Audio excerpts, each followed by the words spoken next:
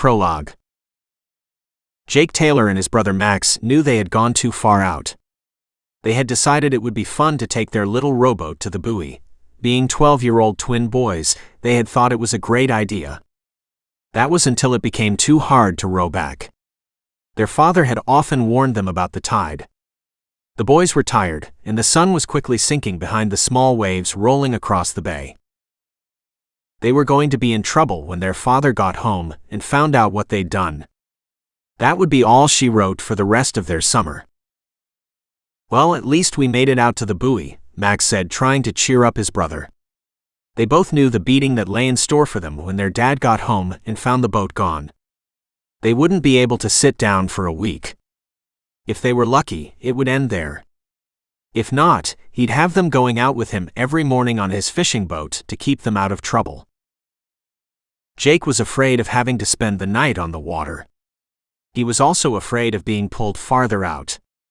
Growing up on the water, he had always been taught to respect the bay, and was beginning to think Max and he had gotten a little too overconfident.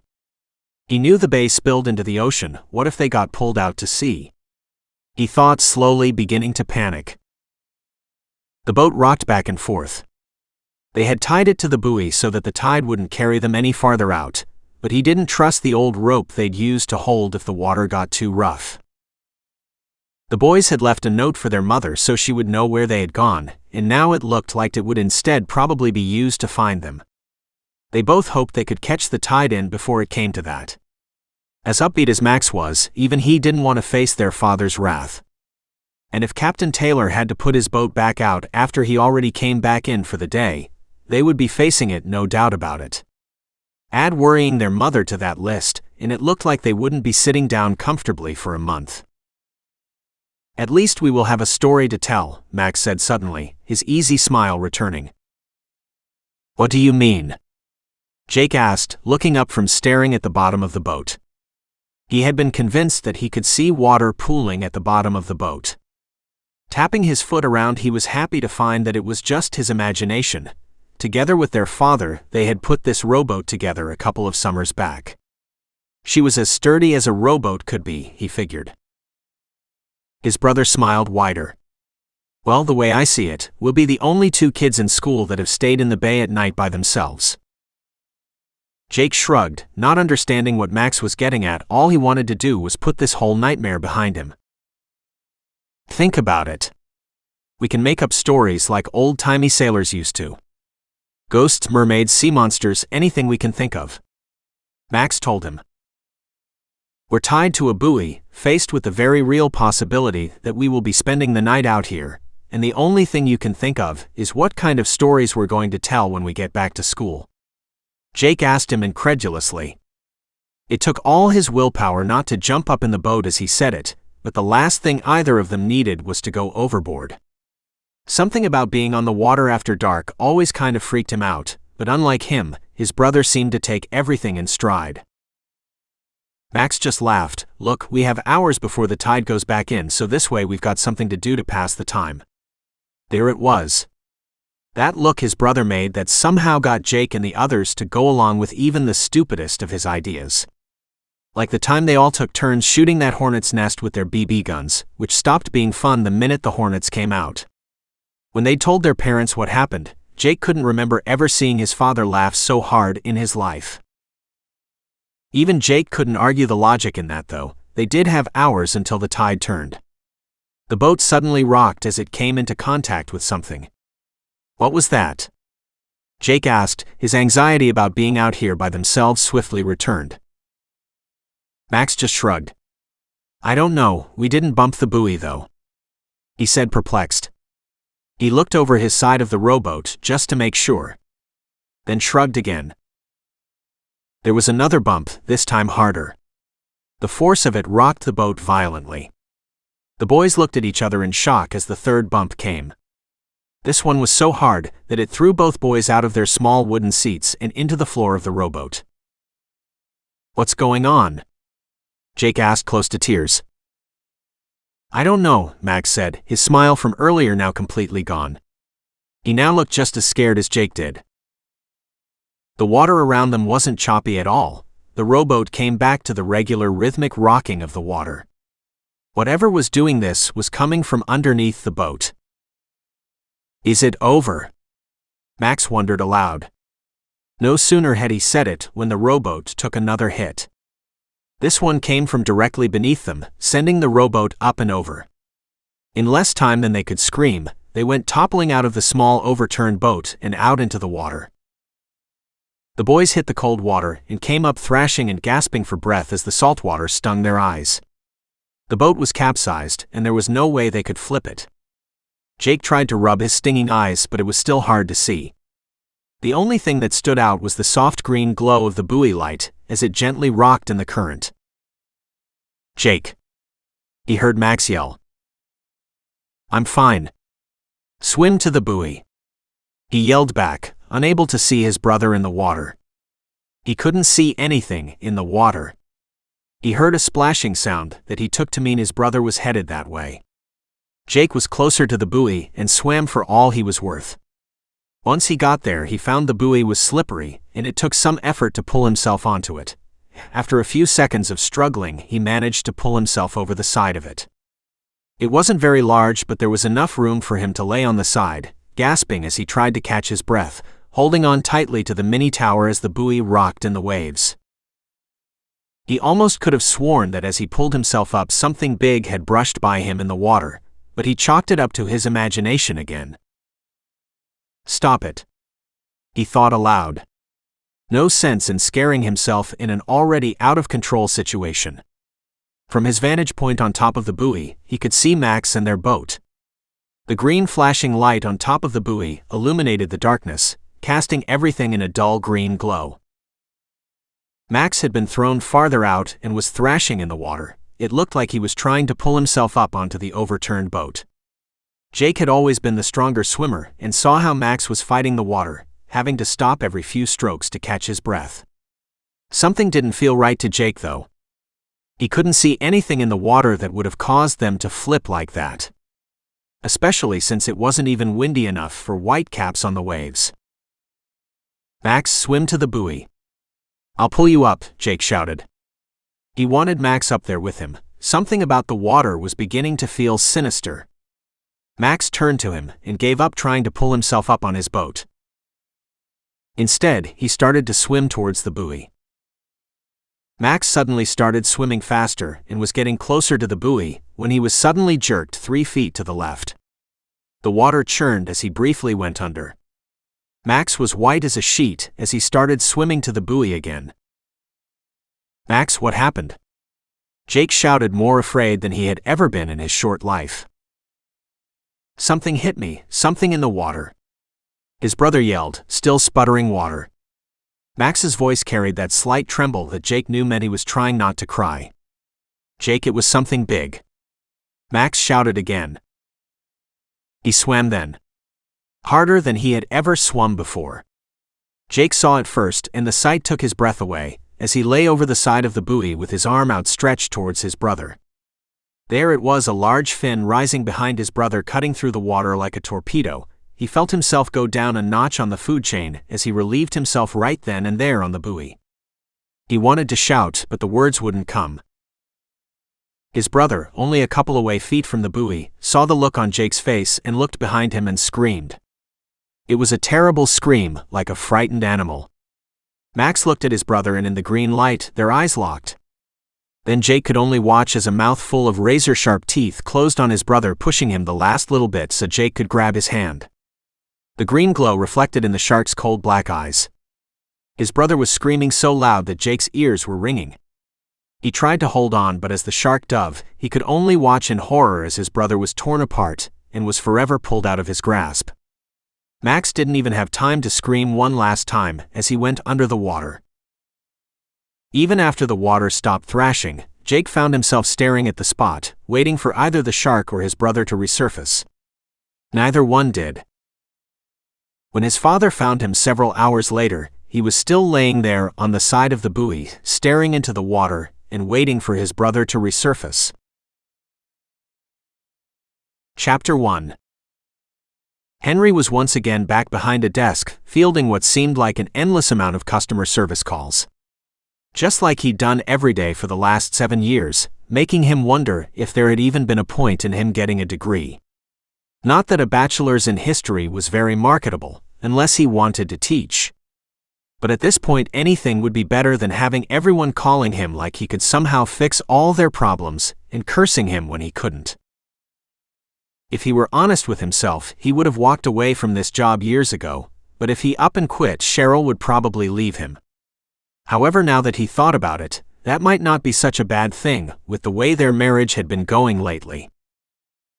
The only reason he had this job in the first place was because Tim had stuck his neck out for him, and he couldn't return the favor by just walking out on him, no matter how much he wanted to. Thoughts of Cheryl came rushing back into his mind. These days he couldn't decide which was worse, coming to work or going home. The phone started to ring again, cutting off that particular train of thought. He chucked a pen across his office in retaliation. The sudden violent movement caused him to laugh. Is this how nervous breakdowns start? He wondered, and not for the first time. Look at me throwing things around like a toddler having a tantrum. What he really needed was something to shake up his life right at the foundations. If not, he didn't think Cheryl and him were going to last. Hell, he honestly didn't know if he even cared anymore. That's when he remembered something Tim had talked about earlier in the week.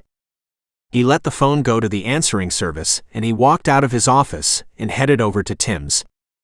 He walked boldly across the gaggle of cubicles and beelined over to Tim's office door, daring any of those other paper pushers to say anything to him. God, I hate my job, Henry thought angrily, wondering why he'd let Tim talk him into it all those years ago. Even though the simple answer was money, and Henry's lack of it at the time. Not to mention if he left, he'd probably just end up in another customer service role somewhere else. Somewhere that wouldn't put up with his moodiness. He stopped outside of the door to admire the large brass nameplate that adorned the door to Tim's office, Tim Flannery, in big letters. He was sure that Tim's ego got a kick out of that every time he went in. After all, he was one of the only people in the office to have a brass nameplate, especially one that big. It practically took up the whole door. Henry wouldn't be surprised if Tim hadn't bought the damn thing himself. People on the street could probably see it, he thought with a chuckle, giving the door a complimentary knock, and took a pause in the doorway a moment before walking in. Tim looked up, all smiles as usual. Henry had known him long enough, though, to know it was part of the act. Part of what made his oldest friend so good at his job. Henry, what's up? Is it time for lunch already? He asked, looking at Henry and then at his watch. No, it's not quite time for lunch yet. I wanted to ask you whether or not you were serious about that thing you had mentioned earlier this week. Henry asked, being as vague as possible. He had, after all, been the one to shoot it down. What, trying out that new Thai place? Tim chuckled. You sure you want to eat something that spicy? It's hotter than hell out there today. Henry realized that he was going to have to be the one to say it. The charter boat thing you were talking about. Tim smiled like some sort of big cat. Oh, I thought you said that was a stupid idea. Henry fidgeted and looked away. Yeah, well, I've been thinking about it, and I don't know, it sounds fun. He was able to get out, his hands gesturing nervously the whole time. He hated having to admit he was wrong, especially to Tim, who was basically a giant man-child, and the only friend he'd kept in touch with after college. Tim leaned back on his desk and crossed his arms in front of his chest. It would be good to get out of the city for a while. Besides, 4 days on the Chesapeake Bay in a party yacht might just be what everyone needs around here. It's on the bay? Henry asked. Well, it goes from the bay, out into the Atlantic and back. Tim said, deep in thought. Besides, the yacht has a hot tub on it, so we won't be actually swimming or anything in the bay. And we'll all be so plastered, it won't matter what body of water we're on. They both laughed at that. Henry couldn't wait to tell Cheryl about the trip. She was always complaining about how they never went anywhere anymore. Well, this would show her, and even better, the company would be footing the bill. Ever since Tim had attended some seminar series on synergy in the workplace, he had become obsessed about the company's synergy. He had been going on, talking all of the section heads and managers and their respective partners about letting the office go on a getaway. Henry didn't understand how getting everyone together to get plastered, doing trust falls, and make poor decisions was supposed to improve sales, but apparently Tim did, and if he could use it to get Cheryl off his back and maybe blow off some steam at the same time, then it was a win-win situation as far as he was concerned. He was so excited by the prospects that he even let Tim convince him to try that Thai place for lunch, which he regretted as soon as he walked in and smelled the spices wafting through the restaurant. The only thing Tim loved more than gimmicky self-help seminars was searching out the most authentic restaurants. The last time had been a Mexican place where the food had caused Henry to spend his weekend with his face in the toilet. If he hadn't been so hungry, he probably wouldn't have been able to eat his food now. He had ordered pad thai on instinct since he had it at a couple of chain restaurants. This version was so spicy, he was pretty sure his tongue might actually be blistering. He really couldn't wait until Tim got on an Italian or French food kick. Or maybe if he was really lucky, it would be food trucks and greasy burgers. Things his wife hadn't let in the house in years ever since she jumped on the organic food trend. Henry cared less about farm to table than he did about what his neighbors did in their spare time, another topic his wife found endlessly fascinating. The things she found interesting threatened to push him deeper into the bottle. Yeah, a cruise is exactly what they needed. He knew that she was going to be in one of her moods as soon as he walked through the door. When he saw that the television was off, he knew it was going to be a bad one. She was sitting there, silent on the couch. The look of scorn that had become so familiar these days had long ago replaced the happy face he'd fallen in love with. "Well, look who's home late." Cheryl snapped at him as he sat his briefcase down. Her red wine sloshed in the glass. "Great, here we go again," he thought miserably. Henry just sighed. He knew that no matter what he said it would only make her angrier, and that was the last thing he wanted. It was better to just let her blow up. She would later calm down, and they would both pretend it never happened. When did this become my life? Henry couldn't help but think, as he grabbed the bottle of wine and took a seat into his faded green recliner and waited for the continuing onslaught of his wife's screaming. As she called him every bad thing she could think of, he just stared at her, trying to find some hint of the woman he had fallen in love with. Her blonde hair was still there, as were her blue eyes. They had some wrinkles around them now, and that hunger for life that had once dominated them was long gone. She was still in there, but it was somewhere deep down. Had they both changed so much over the years? By the time she finished screaming, he had polished off the remainder of the bottle. As she walked out of the room, he yelled out to her. "Hey. Tim invited us on a cruise if you're interested." He heard her stop in the hall.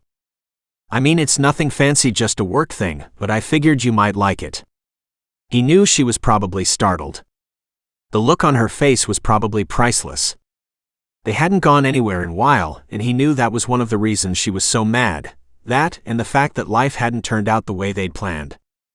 The other reasons weren't something he really wanted to think about, at least not without another bottle of wine. Chapter 2. Captain Jake Taylor calmly piloted his fishing boat back into the bay. It had been a good haul all in all. He'd be able to pay the crew a bonus and get some repairs done to his boat during the winter season.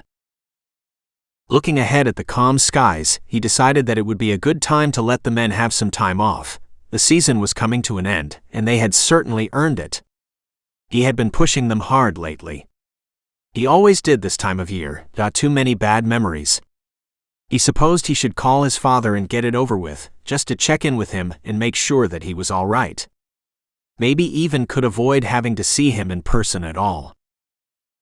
Besides, they had been getting extra in the nets the last couple of runs, and maybe driving out to see his father wouldn't be the worst thing he could do with his own free time. He knew that no matter what he decided, he would end up regretting it. As they pulled into the marina, he ran his cracked and calloused hand through his sandy blonde beard. It really had been too long since he had last seen him. Damn, come to think of it, he hadn't been to see him since Mom died, and that had been just the two of them standing around with a smattering of friends and family, barely saying a word to each other or anyone else. There really hadn't been anything left to say. Not anymore.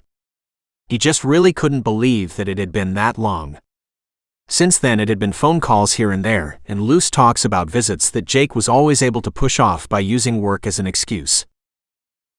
The men finished unloading the boat quickly, as the wholesalers were already on the docks ready to buy up as much of the catch as they could. Something about all the restaurants wanting their seafood fresh off the boat now. Whatever, at least it saved him the trouble of having to store any of it. All in all, it was shaping up to be a good year for Taylor Fishing LLC, with his one-boat armada pulling out as much as legally possible from the bay. "Have a good leave, Captain." Several of the men hollered back at him as they grabbed their gear and made their way off onto the marina and heading to their vehicles, happy to have some time off. He waved to them, silently wishing them the best and wondering how many of them would be back the next time he set out.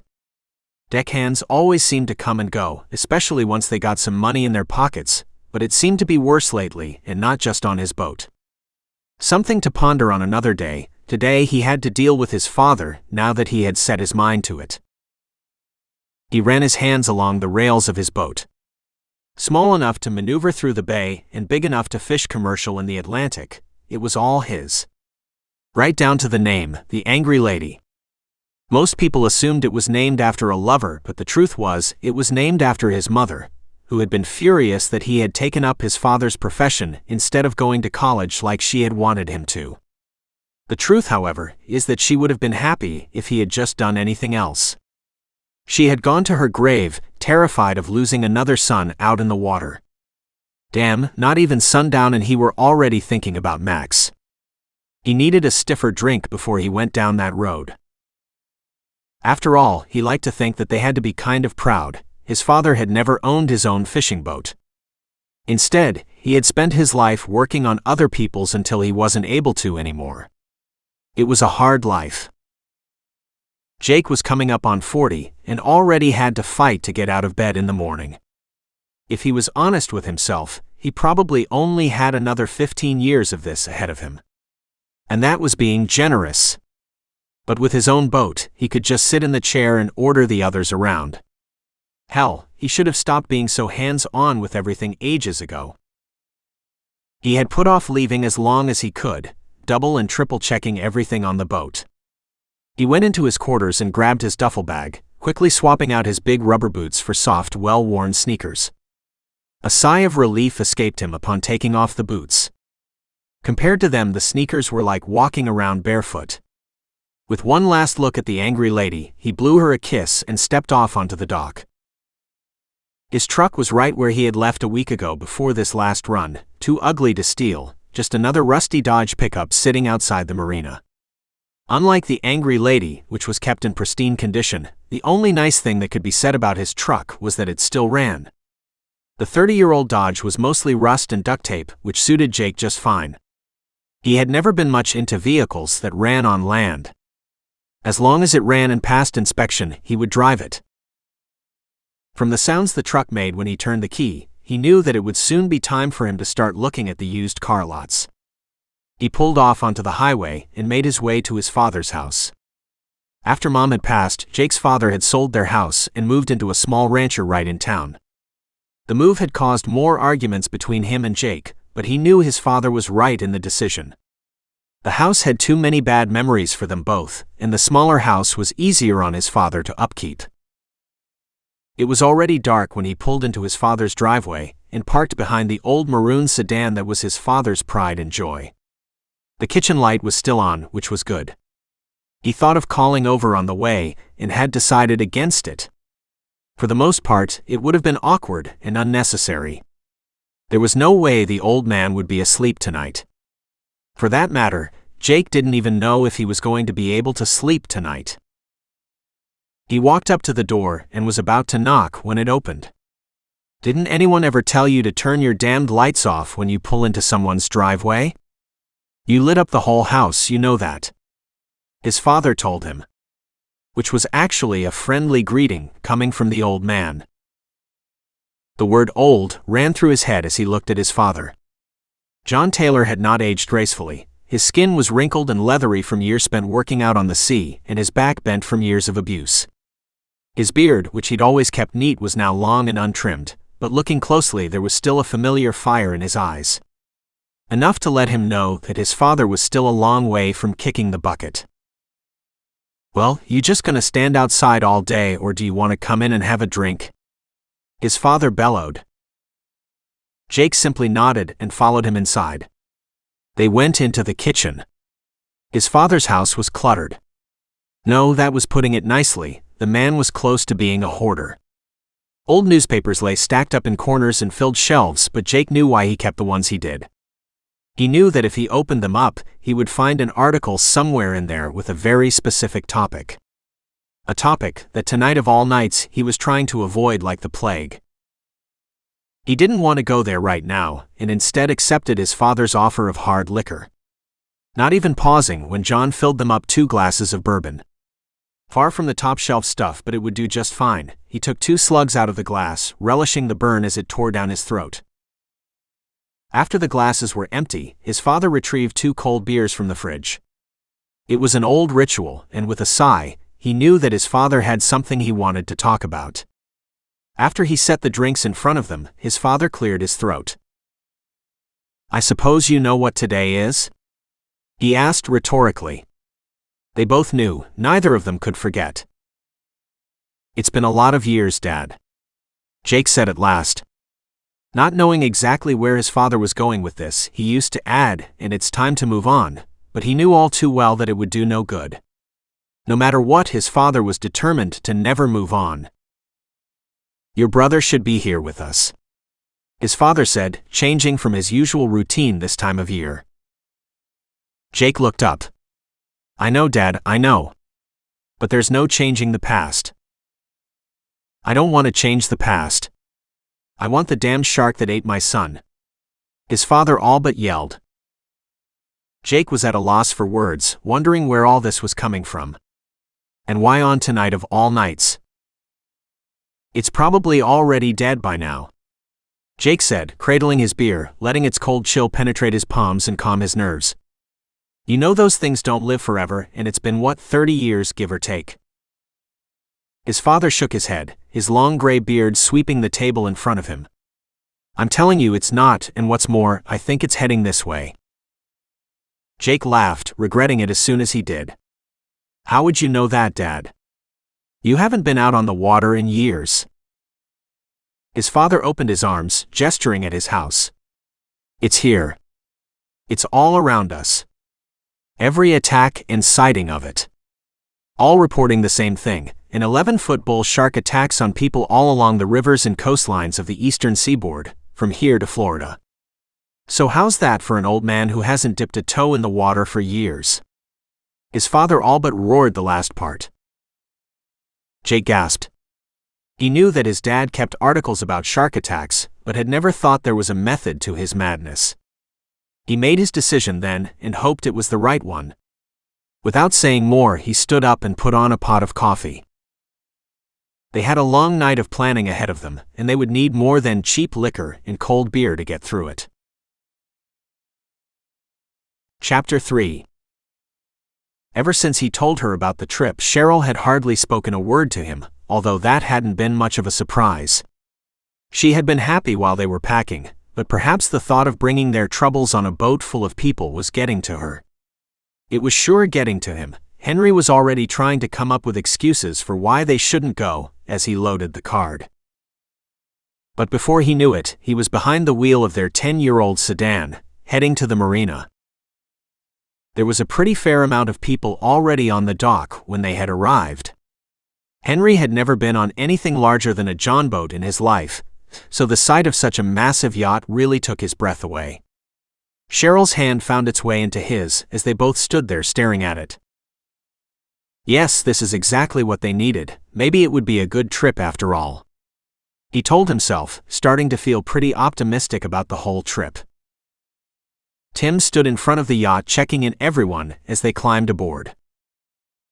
Henry barely recognized him. He was wearing a Hawaiian shirt, swim trunks, and flip-flops, and to top it all off, a costume captain's hat sat on top of his bald head. He looked like some kind of Gilligan's Island reject, a far cry from the suit and tie that Henry had seen him every day since they had graduated college. Had it been that long since they'd all hung out? He wondered, trying to remember when Cheryl and him had stopped going out and became the kind of married couple that were in bed by 9 every night. Welcome friends and coworkers. Once you're on board this vessel, there is only one rule, and that is that the party doesn't stop until we reach shore. Tim shouted the last part, getting a happy roar in response from the gathered crowd. Without further ado, the passengers began to board the yacht. One of the ship's stewards led Cheryl and him onto the ship and down its twisting hallways and into their room. Tim had told them they had been given the second largest, since Henry was his good friend and a senior man in the office as far as he was concerned. Henry took that with a grain of salt. He had long suspected that Tim knew there was trouble at home, and just had the common courtesy not to bring it up. Henry never talked about it to anyone, but had always had the nagging suspicion that it showed on his face somehow. He'd never had much of a poker face. Cheryl gasped as they walked inside. Henry just stopped and stared, slack-jawed for a second. Their room was absolutely beautiful. The bed was huge, the nightstands and armoires he was pretty sure were walnut. For some reason, Henry hadn't been suspecting that. He had thought they were going to be in bunks or hammocks or something. By all means, though, he was overjoyed at the luxury. "Is that a California king?" Cheryl asked him as she put her belongings down on the comfortably carpeted floor. Henry whistled. "Sure looks like it." He jumped on the bed first, letting out an oomph as landed. He didn't know how it was possible, but the bed was even more comfortable than it looked. "Henry. Look, we even have our own bathroom," Cheryl called over to him. He turned over to look, and sure enough, there it was. It looked like something out of those resort shows she liked to watch all the time. Tim had really gone all out for this trip, that was for sure. Without thinking about it, he stood and walked in. Henry snaked out his right hand and playfully grabbed Cheryl's butt, a gesture that he hadn't done spontaneously since they were much younger. She looked at him shocked and then giggled. The sound of her laughter was something that he had sorely missed. He ran a hand through her long blonde hair and pulled her into a kiss. His other hand wrapped around her waist and pulled her closer to him. Using his foot, he closed the door to the bathroom. They made love twice in the shower. By the time they were done the second time, both of them were out of breath. They hadn't done something like that at quite a while. Especially at the spur of the moment. Most of their sexual activities were as planned out as the rest of their lives these days. It had been refreshing to say the least, Henry thought, a smile plastered across his face. They lay together on the massive bed, their nakedness covered by the soft plush white robes they had found in the bathroom. "You know what I need right now?" Cheryl asked him, snuggling closer. "What?" he asked, staring up the ceiling and thinking of simpler times. "A cigarette," she said with a laugh. Henry laughed too. She hadn't smoked since their late 20s, but when she had, both of them would always share an after-sex cigarette. Henry had never been much of a smoker, but some things were hard to pass up back then. He thought, unable to look away from her. Just then there was a loud knock on their door. "Room service," came Tim's voice from the other side. "Hey guys, come on up to the main deck. We are having a luau," he called again from the other side of the door. "Sure thing, man," Henry called out just to get him to leave. They listened as Tim retreated back down the hall. "I guess we got to be going then," Henry said, even though a part of him was sad that the moment was ending. Time for them to get back to the real world. At least the vacation was working out the way he had hoped. As they got dressed, he could no longer feel what was there only moments ago, and from the look on Cheryl's face, neither could she. After dressing, they left their room and made their way up the stairs. They were still in the bay, so it wasn't so bad, but already Henry could feel faint nausea every time the ship rocked. He could only imagine what it would be like once they hit the ocean. It was something he really didn't want to think about. At the top of the stairs, they were greeted by a petite stewardess who put a necklace of plastic flowers around both of their necks. Looking around, the party was in full swing. Some of the accountants were in the hot tub with either their wives or girlfriends with glasses of punch in their hands. Henry could smell the punch bowl from where they stood. It had to be loaded with enough rum to make a pirate gag. He filled up 2 glasses for him and Cheryl. She wrinkled her nose when she took it but drank it all the same. Tim was like a wild man, running around talking to people and making sure everyone's drinks were topped off. He and Cheryl took a seat overlooking the water and watched it pass by in mostly silence, neither one of them hardly speaking a word to each other. As he drank, more and more Henry wondered if they would ever be able to recapture that moment from earlier, or if it was gone forever. Chapter 4. Jake Taylor couldn't believe his eyes. For years, he had thought that his father's obsession with shark attacks had stemmed from his inability to let go of the past. Never in his wildest dreams would he have guessed that his father was tracking the same shark that had killed Max. He wondered how long after his brother's death his father had started this. He had boards filled with title charts paired with attacks going back years.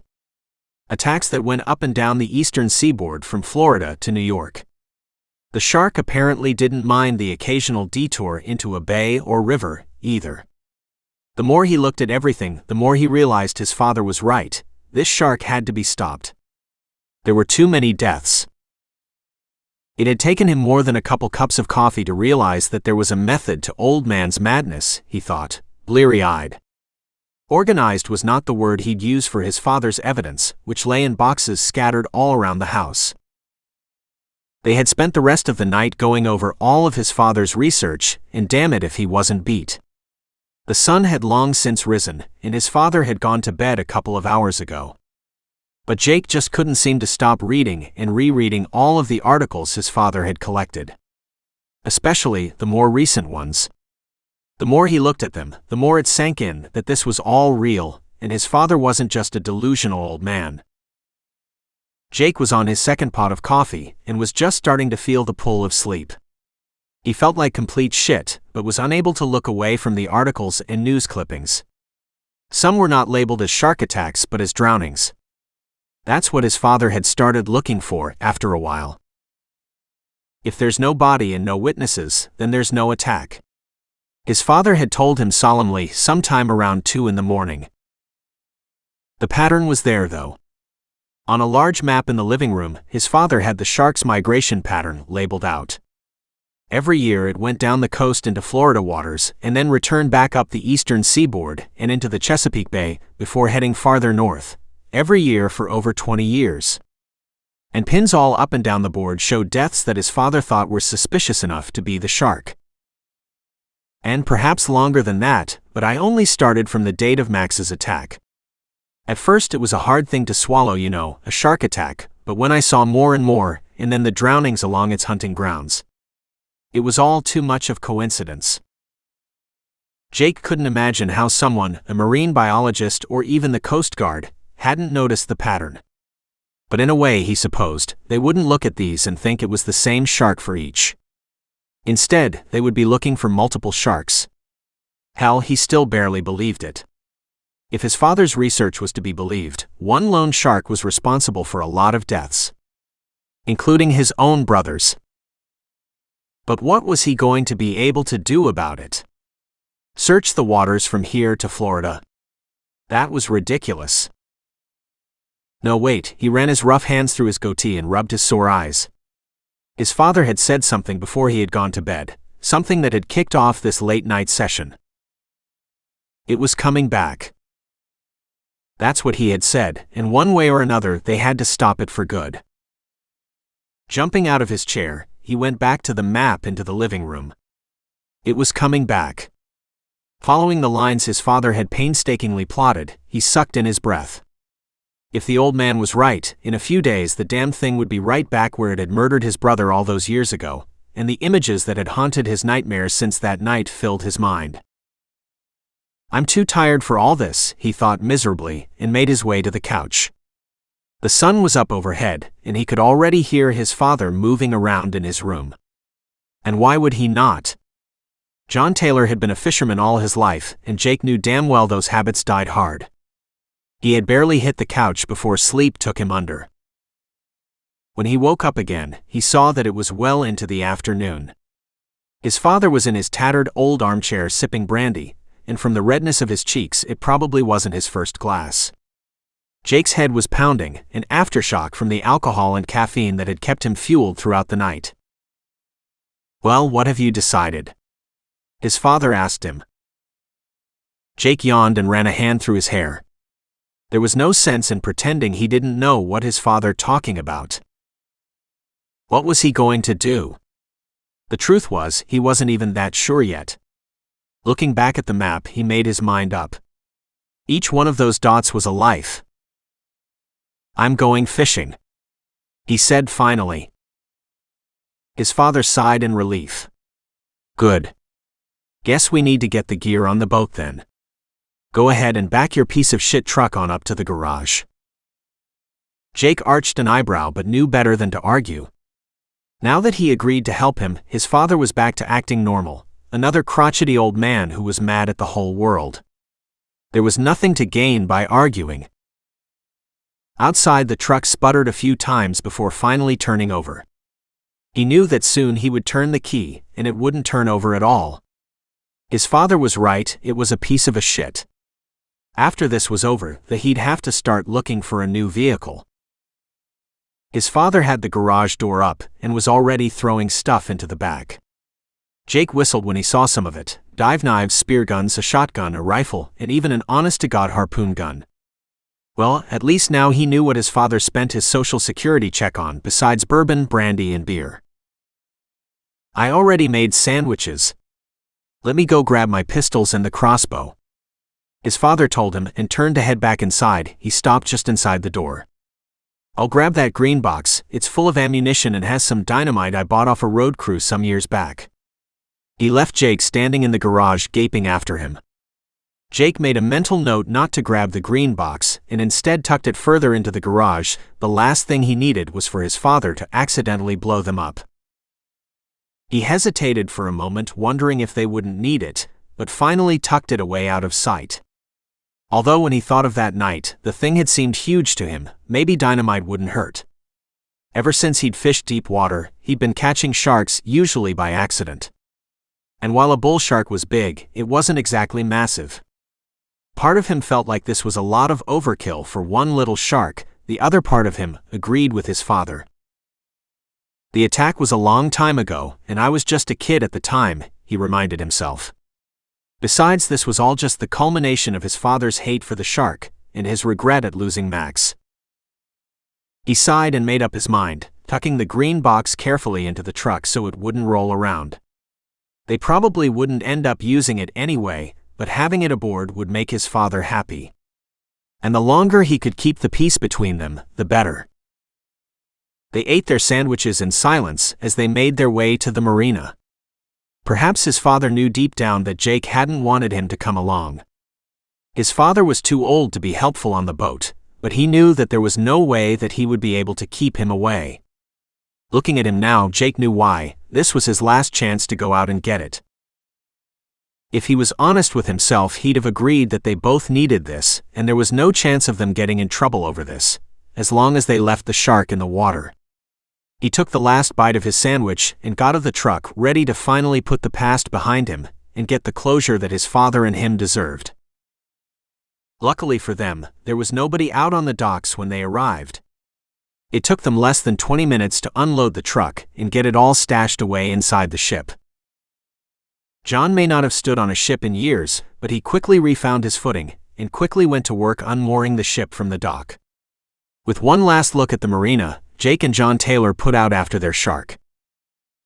The angry lady was officially on the hunt. Chapter 5. Mike Eve and Harold Johnson were night fishing, a summer pastime that they had done since they were kids. Some things come and go, but for them, this would never change. As long as they were able to move about and had strength enough to cast a line, they would continue to fish together. They were even in the same boat, a small wooden single-engine fishing boat. It had been repaired and repainted over the years, but at its core, it was the same boat they'd taken out when they were much younger men. Back when small boats were often built by the same people that used it.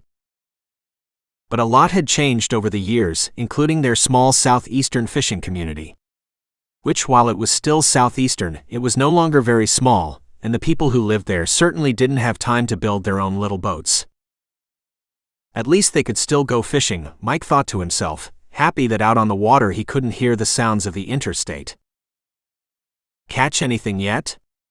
Harold asked, his face dimly outlined by his lighter as he sparked up yet another cigarette. Followed by a hacking cough, Mike politely turned away. Harold had started smoking the summer after they'd built the boat, and hadn't stopped since, but it looked like it might be starting to catch up him. But that wasn't fishing conversation.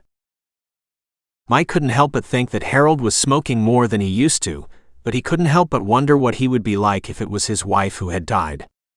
Which also wasn't fishing conversation, Mike reminded himself. Mike reeled in his line, noticing it felt a little light. A couple bites but nothing huge. When he got his line in, he swore out loud, "Something keeps taking my bait though."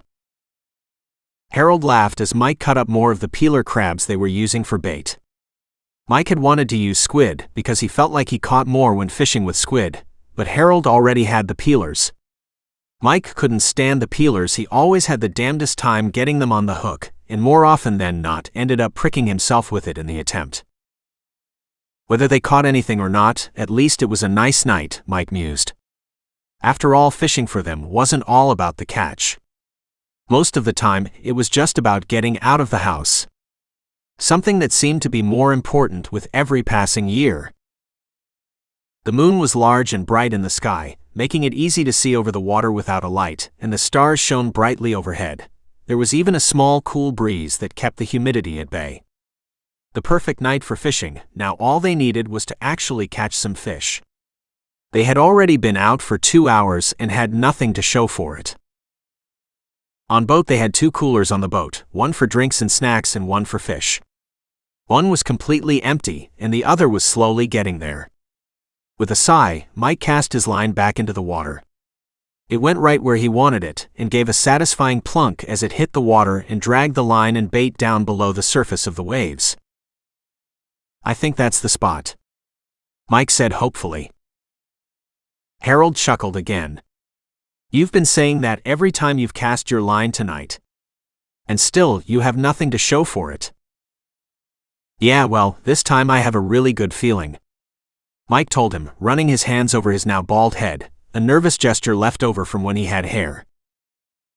"Yeah, a real good feeling," he said again, this time with a little more conviction in his voice. Harold simply laughed again without turning around. Just like before, Mike felt several small bites. He relaxed his grip on the pole, knowing that he would be reeling it in to put more bait on it in no time. Oh well, he thought. There was nothing he could do about it. All of a sudden, there was a hard pull on his line. He almost dropped the pole. He pulled it tight and started laughing. He laughed again when he saw the look of disbelief on Harold's face. Whatever he had on the other end was big. He was pulling, but he could barely get it to budge.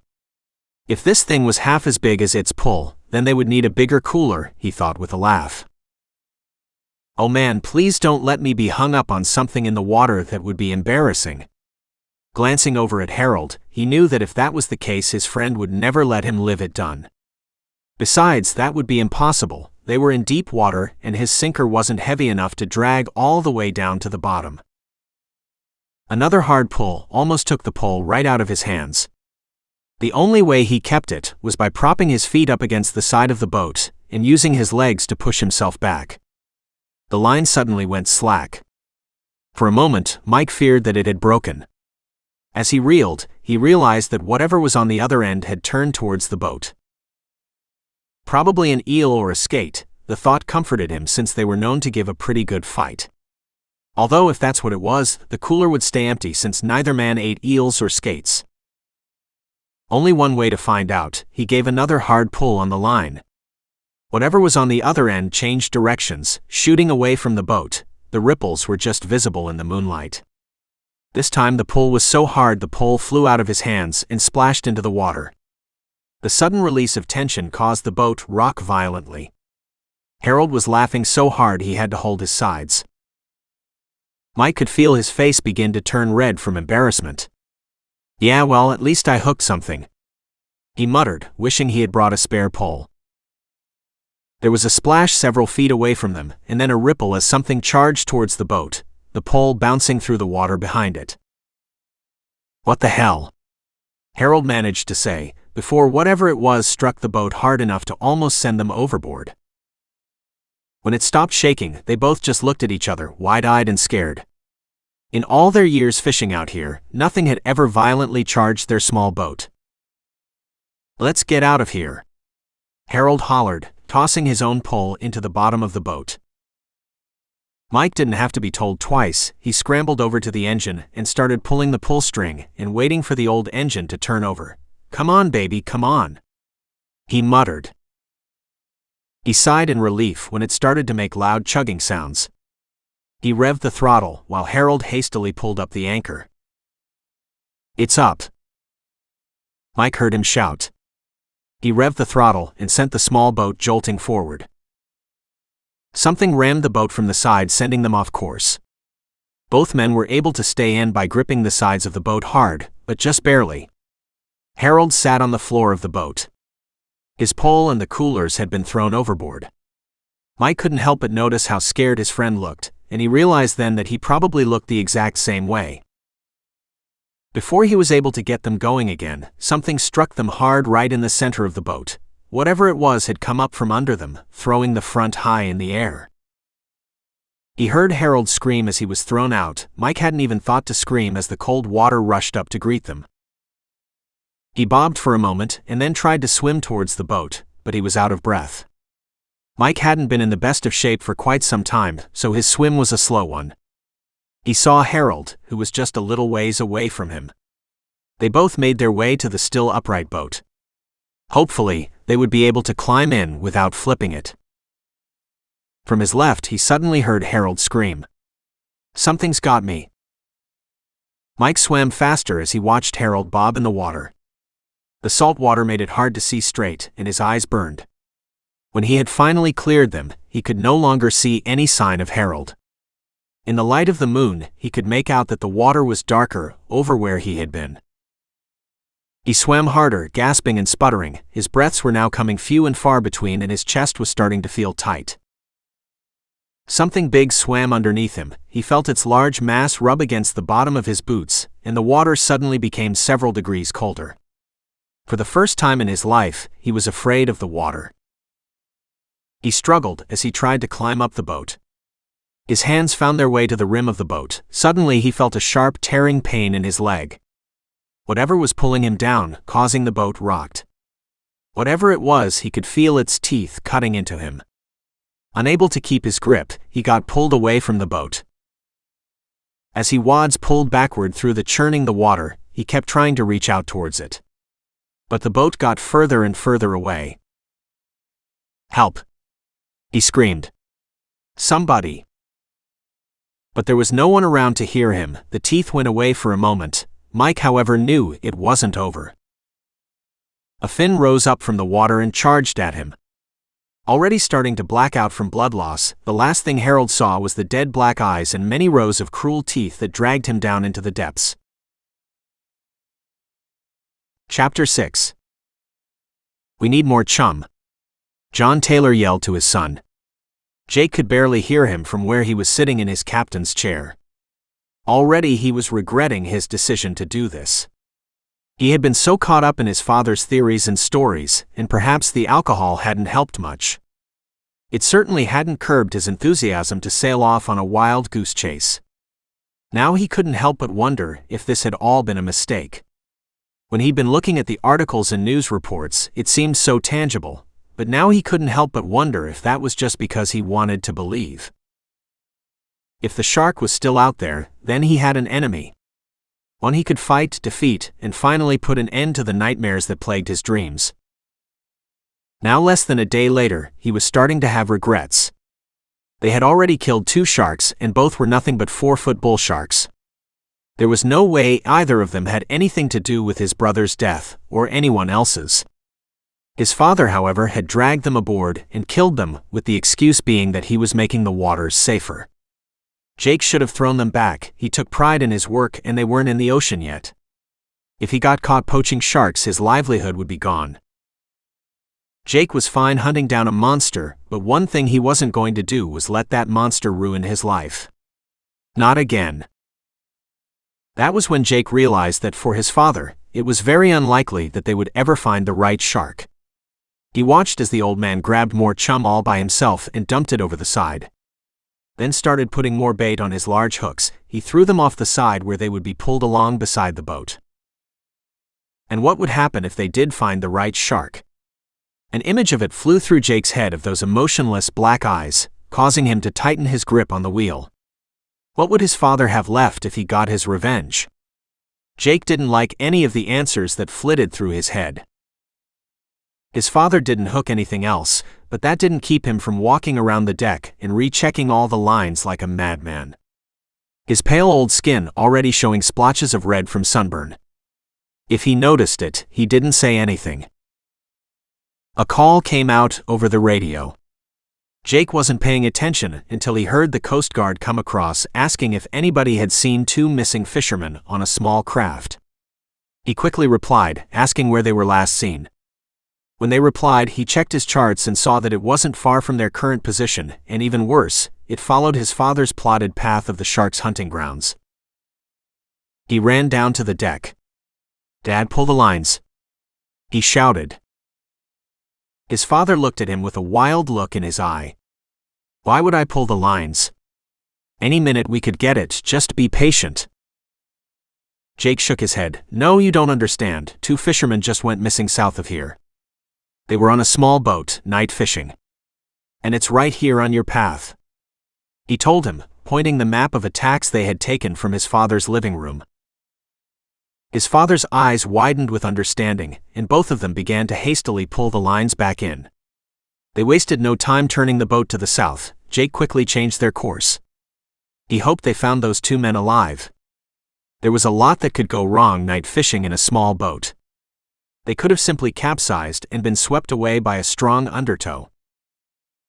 At the same time, it sounded a little too like his own experience with the shark. His father peered out over the deck with a pair of old binoculars, constantly surveying the water for any signs of the fishermen or the shark as they got closer to their last known location. Jake had to admit that the old man looked better than he had in a long time. He looked like he finally got some life back into him. His father raised up a hand, letting him know that he spotted something. Jake deftly maneuvered the angry lady in that direction, keeping a careful eye his fish finder and depth reader in case he saw anything big swim by. He dropped anchor and walked out onto the deck. His father was waiting for him, and the old man looked almost giddy with excitement. "What do you see?" he asked him. "Take a look for yourself," his father replied, pointing to the side of the deck out into the water. At first, Jake didn't realize what he was looking at. Then he saw it. A large object flipped over in the water. He realized it was a well-kept little wooden boat, with what looked like a small Yamaha prop on the back. Nothing fancy, but for a couple of weekend fishermen, it would get the job done. "What kind of shark attacks a boat?" he asked his father, still squinting at it. His father snorted. "The kind we're hunting. Mark my words, son, this shark has a taste for man, and it's not afraid to make a bold attack. It's figured out what we've known all along. We're apex predators, but only on land. Get us in the water and we're done.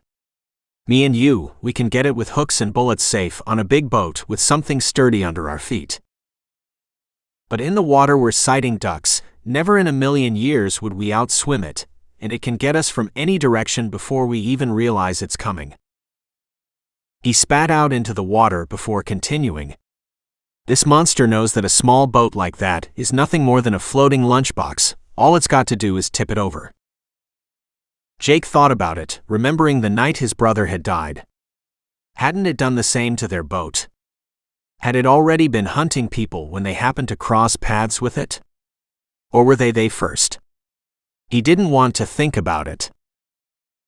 "I told you it had an MO," his father said, clasping his hand on his shoulder. "You need to stop thinking about it as just another fish," he told him, turning Jake and looking him right in the eye. "The thing we're hunting is a monster. Don't ever forget it." With that, Jake went back up to the control room and radioed back to the Coast Guard, letting them know that he had come into contact with a flipped-over boat. He read the numbers on the side. It matched the description of the boat used by the two missing fishermen, just like he feared it would. They continued to circle the site, but there was no sign of them. Jake really wished he had a drink, but knew he had to keep his head in the game. If the shark was smart enough to do this, he didn't have any room for error. After all, if his father was right, this thing was just getting started. He continued down his father's path, following the migration pattern his father had made over the years. This attack had happened just last night. They were closing in. The old man had gone down below deck to get some rest while he could. The weather responder suddenly beeped, letting him know that a large storm front was moving up from the south. If they kept their path, they were going to head straight into it. It wouldn't be the first storm Jake Taylor had gone through, but with everything else that was going on, he couldn't help but think of it as some type of ill omen of things to come. Part of him wanted to just anchor the ship and wait for the storm to pass. But he knew if he did, he would never hear the end of it from his father, not when they were so close. He did go down onto the deck and made sure everything was battened down. The last thing they needed was hooks and gear flying around in the oncoming gale. With a sigh, he set his course, matching it directly with the shark's hunting grounds. Hopefully, they wouldn't lose it in the storm. The weather station came back across the channel, letting people in the water know that storm was now being categorized as a tropical storm, and for all vessels to either return or try to avoid it, especially smaller ones. Jake wasn't worried, but he knew he would be in for a long night.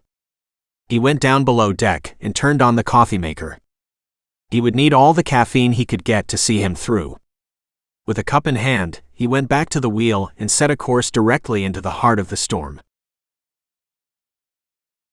Chapter 7. Henry was drunk, too drunk. After what had happened with him and Cheryl while aboard the yacht, he had been so happy that he had thought drinking with Tim was actually a good idea. Henry couldn't match Tim drink for drink when they were still in their 20s, and he damn sure couldn't do it now. That, however, didn't stop Tim from constantly topping off his drink and proposing a toast every 10 minutes. It was Henry's fault, he supposed. It was the first time in years that Tim and him had really been able to drink together, and it looked like his friend planned to make the most of it. Shit, he thought, trying to keep his legs under him as he navigated the narrow confines of the yacht. What a stupid vacation idea, he thought, as he fell into the wall for the 5th time in his attempt to stay upright. The whole world seemed to be spinning around him. Now Cheryl was going to mad at him again. She hated it when he drank too much. It was one of the reasons he'd stopped going out with Tim. Henry lurched again as the yacht seemed to jolt under his feet. Was he that drunk, or was the water getting rougher? His thoughts quickly went back to Cheryl. Surely she would understand that it had been Tim's idea, and Tim had gotten the company to pay for it, so of course he had to drink with him some. He hoped Cheryl would at least understand that and not get too mad. Finally, he saw the door to his room and fell heavily onto his bed. Then he got up to groggily try and take off his shoes. She had been so excited for this trip. She had always liked the Titanic film and thought the whole idea of sea travel to be romantic. Henry had spent the last day and most of the night getting sick over the rail once they'd actually gotten into choppy water. The alcohol hadn't helped it any. Take that romance. But at least she seemed to really be enjoying herself, and they weren't fighting, which was a victory in his book. The captain of the yacht had finally given him some pills that helped to ease his nausea somewhat. And since then, him and the rest of Tim's friends had spent the rest of the voyage getting completely and utterly wasted. Leave it to good old Tim to make sure this place was well stocked. Cheryl had partied with them some at first but had seemed to grow bored of it. Their first night together, however, had gone back to being just as good as when they were younger. He must have passed out at some point. He awoke only because he had been thrown off the bed and onto the floor. His head still spinning, Henry didn't understand at first what was happening. Then the yacht pitched again, sending him sprawling back onto the floor. What in the world is going on? He wondered, getting up and walking into the hallway, his hands against the walls in an attempt to stay balanced. Looking around, he didn't see anyone in the hallways, and no one popped out of their bedrooms. He put a hand to his head, trying not to be sick. Henry had to squat down for a minute to try and decompress. Everything around him felt like it was spinning. Everyone must still be in the galley, he realized, as the yacht took another hard hit which threw him into the wall. This time he did slide back down onto the floor. He grasped at the railings with his hands, trying to pull himself back up. For the second time tonight, Henry spewed. This time it was all in the hallway and ran across his bare feet. He moved away from it quickly, afraid that the rocking of the boat would toss him into it. Then he would end up being sick yet again. The hallway finally gave way to the stairs, which went up to the upper deck. He still couldn't hear the others, and that was beginning to bother him. His knuckles white on the rails, Henry took a deep breath, trying to stay calm and keep his legs under him at the same time. Carefully, he took the steps one at a time. The last thing he wanted was to fall down the stairs. Gently does it, he thought. Last thing he wanted to do was fall down the stairs. Another violent toss and his legs shot from under him. The only thing that kept him from sliding down the stairs was his grip on the railings. He winced in pain as his right knee bounced painfully off of the stairs. Gasping, he pulled himself up. Henry felt his panic rising as he finally cleared the stairs. The upper deck was completely empty. So was the galley. What he did notice, however, was the dark sky. Lighting crashed in the distance and illuminated the massive swells as they crashed into the yacht, spewing dark water across deck.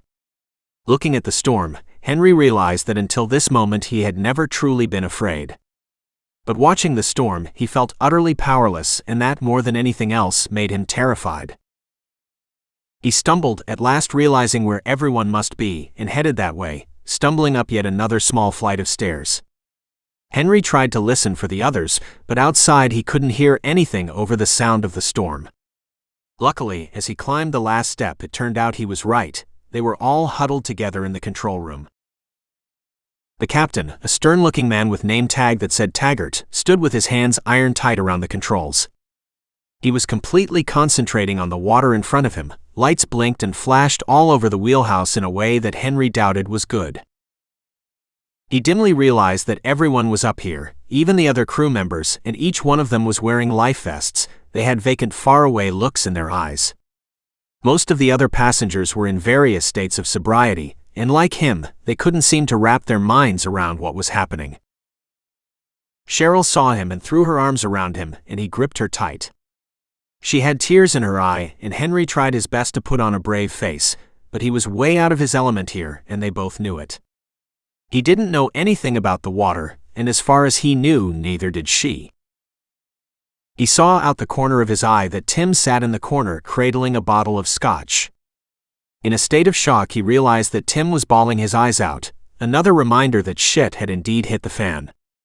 The captain looked back at them, his face a mix of emotions as he stared out at the storm. He muttered something about it coming on them faster than or expected, and then uttered a curse. Looking around at his crew, he seemed to come to a decision. "Prepare the life rafts," he commanded them, his voice completely deadpan, as another massive wave crashed into the yacht, shaking it violently. Something down in the guts of the ship made a chunky grinding sound that Henry doubted was good. Smoke began to billow from the back of the yacht. Henry could make out the inky black clouds even in the dark. Their yacht was no longer moving. Henry gulped, and his heart thumped wildly in his chest as he realized that they were officially dead in the water. It dawned on Henry that the older man was trying not to panic. He wanted to keep everyone calm for as long as possible. Nobody moved when the yacht seemed to even out for a minute. Henry realized that he had never talked to the captain before this, and Cheryl and him had missed the safety seminar. Right now, he really wished they hadn't skipped that seminar for a little afternoon delight. The captain grabbed his radio. "Mayday, mayday. This is the Skylark." There was more after that, but Henry and the others were escorted out of the control room by the first mate. He wished he knew the man's name. It seemed to him that in a situation like this, you should know everyone's name, but if they all got out of this alive, he figured he'd have plenty of time to learn it. Another swell crashed across the bow and swept over the ship, sending furniture and anything not bolted down to the deck straight over the side and into the sea.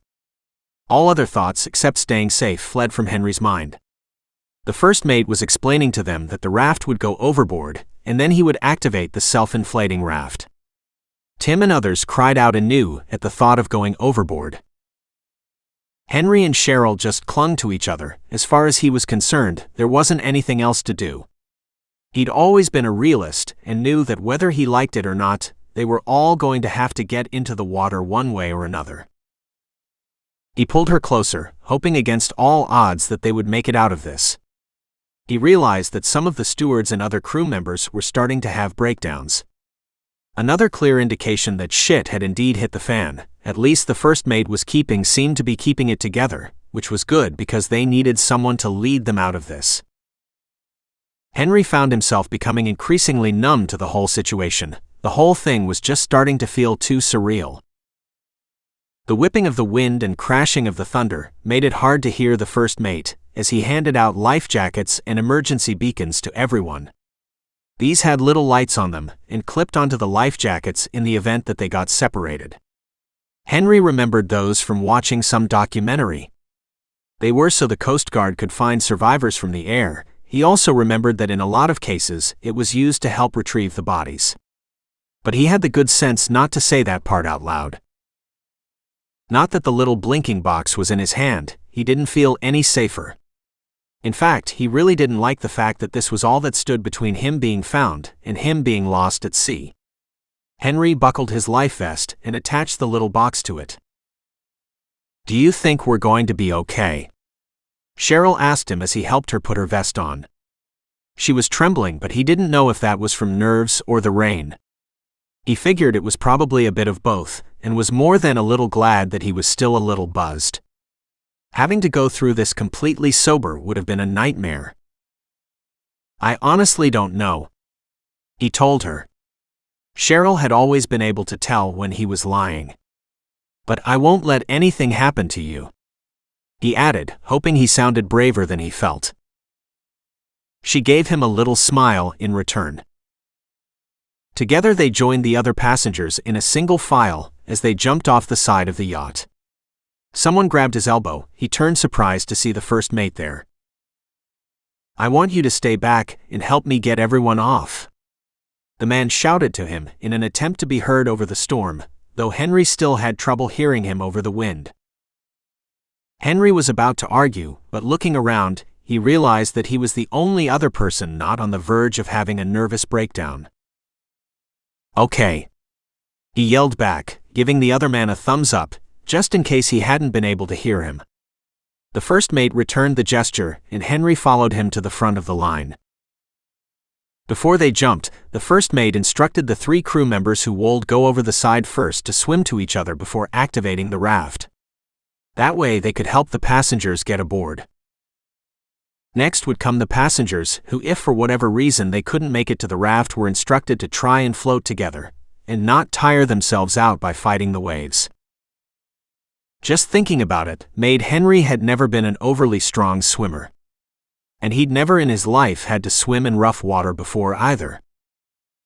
One by one the crew went over. Henry couldn't bring himself to look as they hit the water.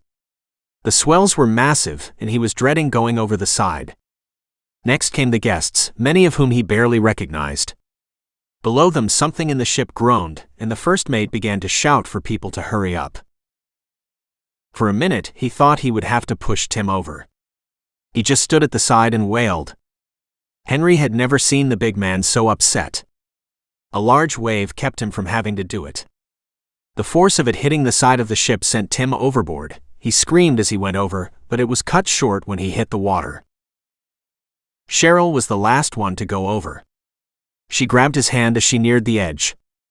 Henry knew that there was nothing he could say that would make the situation better. Before she jumped, she threw her arms around him and kissed him before turning around and jumping off the ship. He really hoped that it wouldn't be the last time that he saw her. He and the first mate nodded to each other. He took one last deep breath, steeled himself, and took the plunge. There was a moment of weightlessness as he sailed through the air, and then a splash as cold seawater soaked into the very fiber of his being.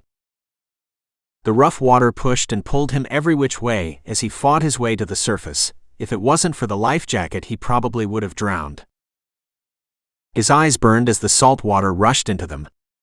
Henry looked around and realized that he couldn't see any of the others. As he rose and fell with the churning water, lightning crackled overhead, but all he saw in every direction was the roiling dark water. As the sea raged around him, Henry found himself completely alone. Chapter 8. When Henry woke up, his whole body was stiff and achy. The only thing he wanted to do was stand and stretch, but that was impossible without going in the water. He'd floated for a minute before the first mate had grabbed him and pointed towards the raft. By the time they were able to get aboard, he'd passed out from exhaustion. At least the storm was over, but even the gentle rocking of the raft didn't do much to calm his nerves. Overhead, he could feel the sun beaming down on them. Already, some of the other people on the raft were starting to show the beginning signs of sunburn. Henry had been smart enough to put some sunblock on before going up to the deck the other day. But it was only a matter of time before he fully sweated it off. His skin was already starting to feel hot. As he looked around, someone moved beside him. "Morning," Cheryl mumbled to him as she rubbed the sleep out of her eyes. He didn't reply, just slid his hand in hers and took in the scenery. Not that there was much of it. All around them, as far as the eye could see, was open sea. Greenish-blue seawater churned in every direction. The yacht was gone. He remembered the sounds it had made before Tyson and him jumped. Had it sunk? If he hadn't have drank so much the other night, maybe he'd have been able to ask someone why they were jumping overboard. He thought, mentally kicking himself. This was exactly why he'd stopped drinking with Tim in the first place. Speaking of drinking, he also needed to piss bad. He saw some others going off the sides of the raft and swallowed his pride. Deciding that he'd wait until it was either really bad or until it got dark. He saw the man who had helped him sitting off to one of the sides. The first mate had a forlorn look on his face as he dug around a small black bag at his feet. He caught Henry looking at it. "It's a black box like the one on your life vest, but this one is kind of like an airplane's. It's so the Coast Guard can find us faster," he croaked, his voice already cracked by their lack of fresh water. "There's also a little hand radio in here, but I don't want to waste the battery until we see a ship." Henry nodded and turned at the sound of splashing. He saw some of the others drinking the salt water, voraciously using their hands to shovel it down their mouths in a vain attempt to cool their throats. Cheryl moved to follow suit, and he grabbed her arm. She looked up at him questioningly. "Don't drink that, it will just make you thirstier," he told her. All those survival shows were finally coming in handy. However, unless they washed up on a deserted island filled with fish and goats, he had a feeling that the salt water fact was the only thing that was going to help him. The first mate nodded to him. "Smart. I told them that too before you woke up," he said, looking at some of the people still trying to choke down the brackish water. The hours dragged on with the sun forever beating down on them. Whatever their natural color was before getting on the raft, they were all now several different shades of red. Tim was the worst. Already, Henry could see the blisters start to rise up on his bald dome. At first they had talked amongst themselves, but as the day wore on, it became harder and harder to talk with dry mouths.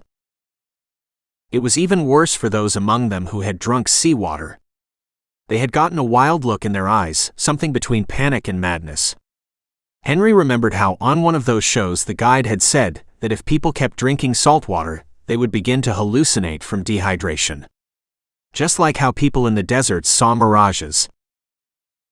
He had whispered to Cheryl to keep an eye on them, waiting for the moment that they began to behave erratically. They didn't have to wait long. One of the men, a small man with a pencil neck and receding hairline, was the first. Henry was pretty sure he was from the accounting department. "What are we doing?" he croaked, rocking the raft as he tried to sit up. "There's all that water out there, and we are just sitting here." Henry held Cheryl back as the others tried to stop him.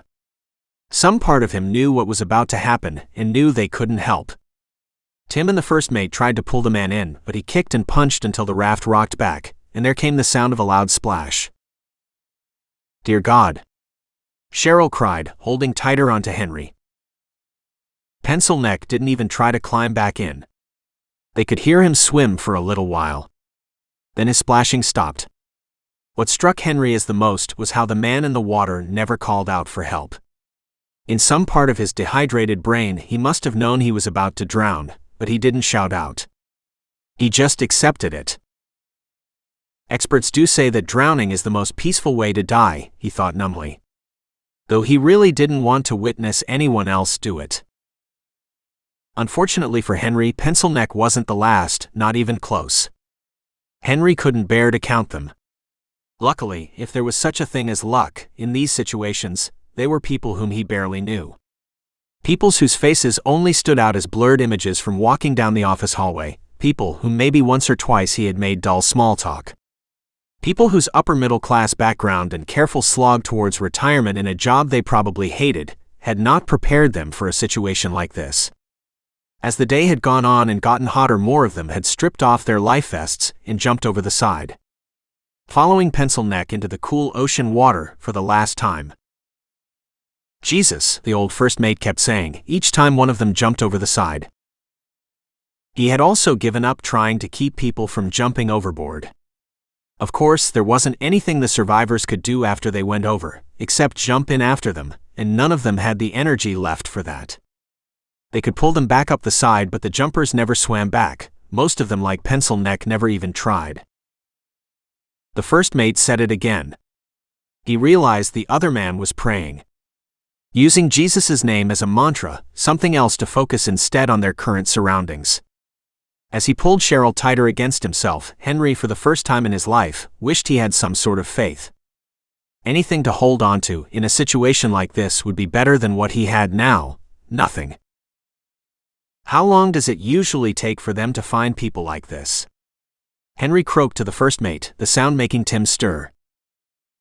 Poor Tim, who now resembled a broiled lobster, had a mixture of dehydration, seasickness, and what Henry was pretty sure was an awful hangover, now only stirred when it was time for him to shit over the side of the raft, but since bodily fluids were now a hot commodity, he was stirring less and less. The first mate looked over at him, as if seeing him for the first time. Henry waited for his response, but the look in his eyes said it all. "It all just depends," he muttered. "Depends on what?" Henry asked again, wincing in pain. The action of trying to force words through his dry throat was more painful than he had first realized. The first mate looked away. "Honestly, it depends on if they even know we are missing. If the captain's transmission didn't get through, there is a good chance that no one even knows we are stranded, or that the ship sank." "Look now, mister," Henry went to say, but realized he didn't know the other man's name. In all the craziness, he'd forgotten to ask. The first mate caught on. "Evans. Tyson Evans, ex-first mate of a sunken ship, and I can guess your next question easy enough," he said, looking around and seeing that now everyone aboard the life raft was hanging on to his every word. The charter still has 2 more days on it, so there is little chance that anyone will be reported missing until then. And even then they will try to hail us first. Our only hope is that they do a flyover of our last reported position. That way we have a chance of being discovered in the water. Once they start searching, they should be able to pick up on our signal." Tim stirred. His mouth opened and he croaked out, "Mr. Evans, is it just me, or am I hearing a butt in there?" he asked, his voice sounding rougher than sandpaper and so low, everyone had to strain to hear it. Tyson looked around the raft, carefully looking each and every one of them in the eye. He's not wrong, there is a but in my statement. You see, depending on how far off we have drifted, they might not see us on their first flyover, which means we will be floating until they do, or until another ship gets close enough to pick us up. But what about the black box? Cheryl asked, her voice sounding hopeful. Tyson sighed. It's only helpful if they know we have it. If they know that, then they can use its signal, but if they aren't looking for it, then, well, you know. He said with a shrug, emphasizing the last part by shrugging his shoulders like Atlas trying to shoulder the weight of the world.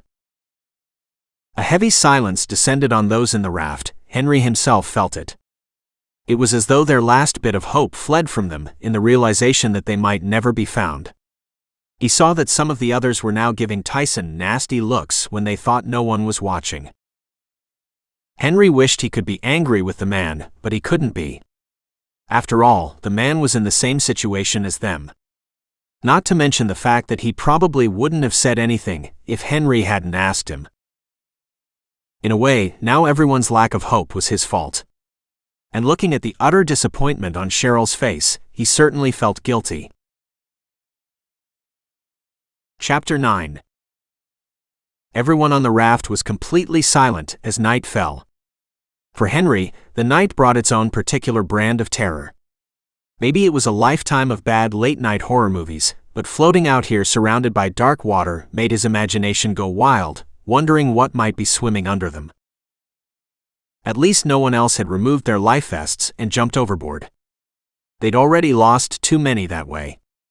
On the bright side, no one else had tried to drink the salt water. Cheryl was leaned up against him, snoring softly. Like Henry, her skin had reddened dangerously over the course of the day. By tomorrow they'd probably all be covered in blisters. If they didn't get rescued soon, then they'd end up dying of dehydration or sunstroke. Compared to that, drowning on your own terms might be a better way to go. Henry thought, feeling like he might cry. But his body didn't have enough moisture left for tears. It had finally felt like him and Cheryl were getting to a good place again, and now there was a good chance he was going to have to watch her die. Henry didn't know if he could take it. Tim moaned in his sleep from the other side of the dream. Shaken from his dark thoughts, Henry hoped his old friend was having a good dream. Tim hadn't stirred since Tyson's talk. It was like the harsh truth had sucked all the hope out of him. He also looked to be diminished somewhat, which wasn't like him, not at all. Tim was always the opposite of Henry, an optimist to his pessimist. And if he felt completely beaten in this situation, then they really were in trouble.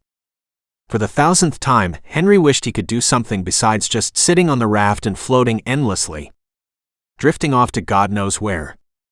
He wished that he could, what? Swim. With a sigh, he resigned himself to knowing that his only options were to float or drown, and neither would help with their situation.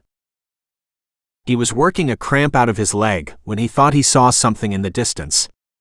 A silhouette of something large in the water, something with blinking lights attached to it. A ship? A ship, off in the distance. He couldn't make out much more than its bright lights, but by God he saw it. He quickly reached across the raft, feeling more energy than he had since the yacht sunk. Tyson. Tyson, get up. He told him, shaking the other man with renewed vigor. Tyson's eyes slowly cracked open. What? What do you want now? He asked, his voice cracked and bitter. Just like everyone else at this point, Henry thought. Henry pointed off to the lights. Look over there. A ship is out there. He all but shouted, waking up just about everyone on the raft. Anyway, that we can hail it? He asked him. Tyson was wide awake now, and together they woke the others that slept through his shouting. Look, we don't have a flare or any other way to signal right now, but it looks like that ship is heading our way. So we have to use what we do have. When it gets closer, we are all going to have to yell with all we got and splash the water loudly, anything to get their attention. We need to make as much sound as possible because if they don't see us, well, we just can't take the chance that another ship might happen to pass this way. He told them, putting into words what all of them already knew deep down. this ship might just be their last chance of a rescue. There was a good chance that they might have to swim again to get onto the ship. He realized as it got closer. It was just a big fishing boat, which meant it wouldn't have a smaller boat it could put overboard to pick them up. Look, we just might have to swim for it. Can you do that? When the time comes?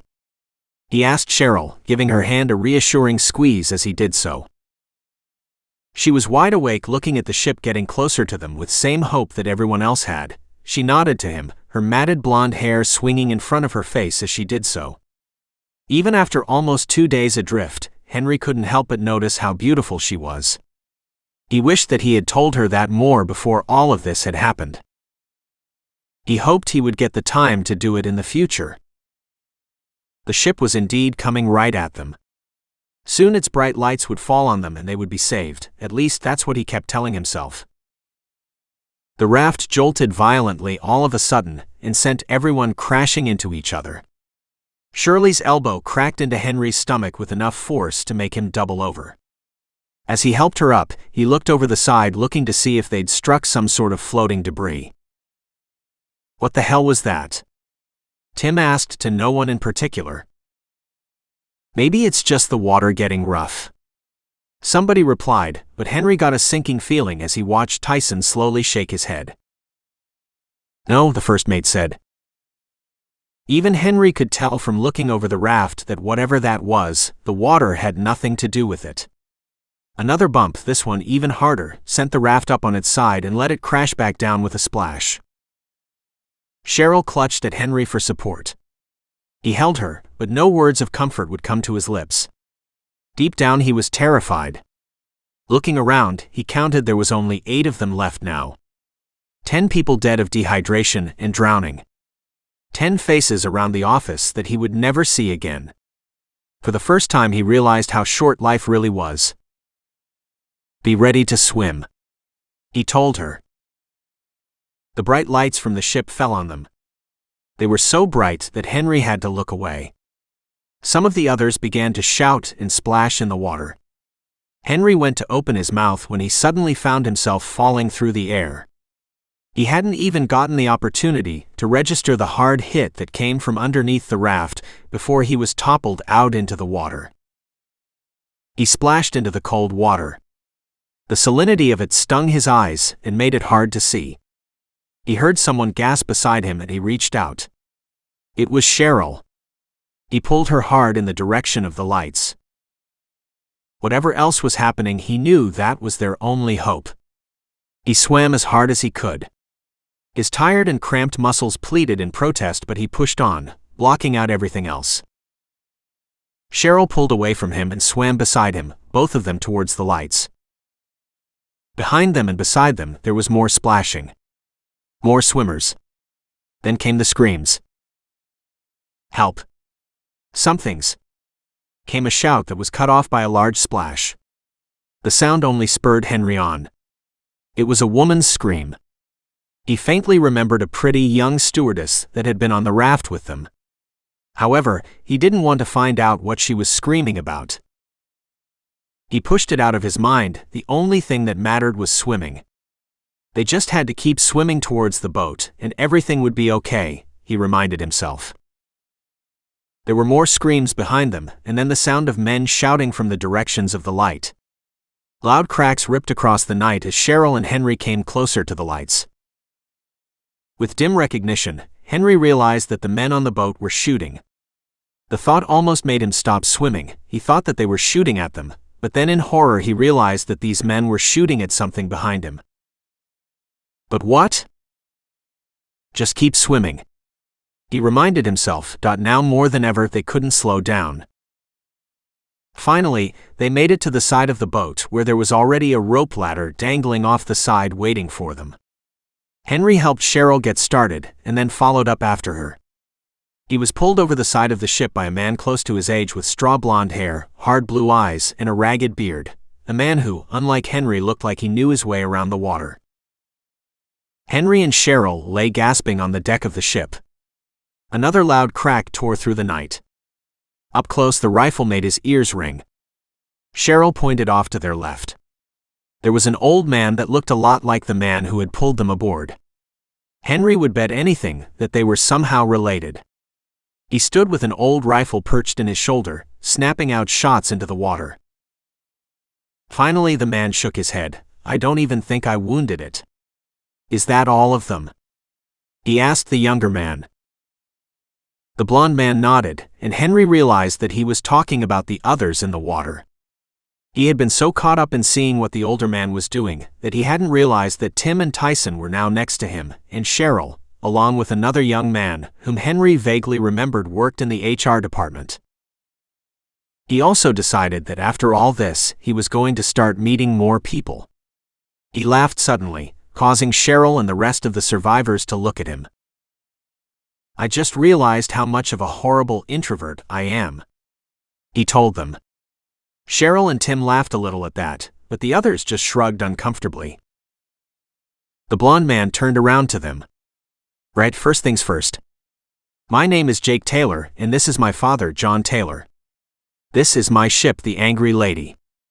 I'm sure you all have questions and I have questions as well, but for now let me offer the hospitality of my ship. Down below the deck is a fully functional bathroom and kitchenette stocked with water and food. I keep it stocked for a well-fed fishing crew, so eat as much as you want. There's also coffee. Once you all are situated, then we can sit down and talk." He looked at everyone and then added, "There's also aloe gel down there for your sunburn. Damn, you all must have been out there for a while. All right, then get to it," he said with a voice that made it clear that he was the captain of this ship. Tyson stood up and headed down below. Used to taking orders in the water, he snapped to with rigid familiarity. The others followed his lead, but Tim stopped short. "What about the others that were with us?" he asked Jake. But it was John who answered him. "They didn't make it," he said, not taking his eyes off of the water. It was clear that this was a conversation for later. Henry was too tired to care, everything hurt, and the thought of water, food and a bath had blocked everything out of his mind. Apparently it had for Cheryl too, since she practically pulled him below deck in glee. Chapter 10. Jake had been in the control room when his father first spotted something floating in the water. He couldn't believe it. What they'd originally thought was just random debris turned out to be something much more. They had spent most of the day getting out here, following the shark's known feeding patterns as best they could, but since its last attack it had gone quiet, making it hard to track. Jake almost wished for another attack just so they could catch up, almost. Then there was the storm. A freak pressure swell which had wreaked havoc on this side of the Atlantic. Luckily, they'd weathered it fine. His father and him battened down the hatches and made it through. It had been a long night, but they'd been lucky and hadn't taken any damage. Other boats couldn't say the same. For most of the day, radio chatter had been ships checking in or asking for help. More than a few never checked in at all. Jake hadn't thought about going out on the water for pleasure in a long time. For him it was about money, other than that it was the place where his nightmares lived. The weather leading up to the storm had been beautiful, and there were plenty of people who'd been taking advantage of that, on small boats and ships not meant to take a beating. He wondered grimly how many of them would be lost forever, doubting that their shark would be the only one feeding on people for the next couple days. It was nightfall before they made it to the floating debris. John had assumed that by following it they'd find a much larger ship, one possibly in need of help. And while his old man was obsessed with killing the shark, neither of them could turn their backs on a ship that could be in trouble. Out in the open water, that kind of thing just wasn't done. They'd at least check for survivors and call it in to the Coast Guard. As they got close enough to shine a light on what was in the water, Jake couldn't believe his eyes. In a round red life raft, sunburned and looking more than a little dehydrated, was a group of survivors.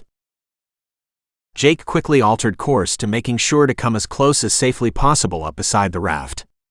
What ship were they from? They weren't dressed as fishermen, so it had to be some sort of pleasure craft. He couldn't help but wonder if they'd been in the water since the storm. If so, they were lucky to be alive. His father stood beside him on the deck, looking somewhat peeved. "If we pick them up, there goes the whole hunt," he muttered darkly, looking at Jake then back at the raft. Jake could not believe what he was hearing. There was no way he was going to leave those people to drift. Besides, they had already been out there for a while, probably for days. They wouldn't survive without help, and who knew when another ship might happen by. No, he was not going to take that on his conscience. "Look, shark or no shark, we are getting those people on board," he told his father in a voice that left no room for argument. It was the same voice that he used when giving orders to his crew. For the first time, he really started to worry about what lengths his father was willing to go to when it came to the shark.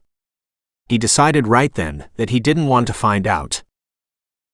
Looking out at the raft, he could see something was wrong even before his father started yelling. The people on the raft had stopped trying to get their attention. Instead, they were looking around wildly and clutching the sides of the large raft, which was bouncing around in the water as though something was ramming it from underneath. What are they looking at? He wondered, fear beginning to grip him as he watched the all-too-familiar scene play out. Is that how it looked when he and his brother got attacked? His father had ran below deck to grab weapons, and Jake had went ahead and dropped the anchors. The angry lady bucked a little as they caught hold below. It was for the best, he decided. Besides, if he had tried to get even closer to the raft, he would be risking those on it. The raft was close enough now where they could swim.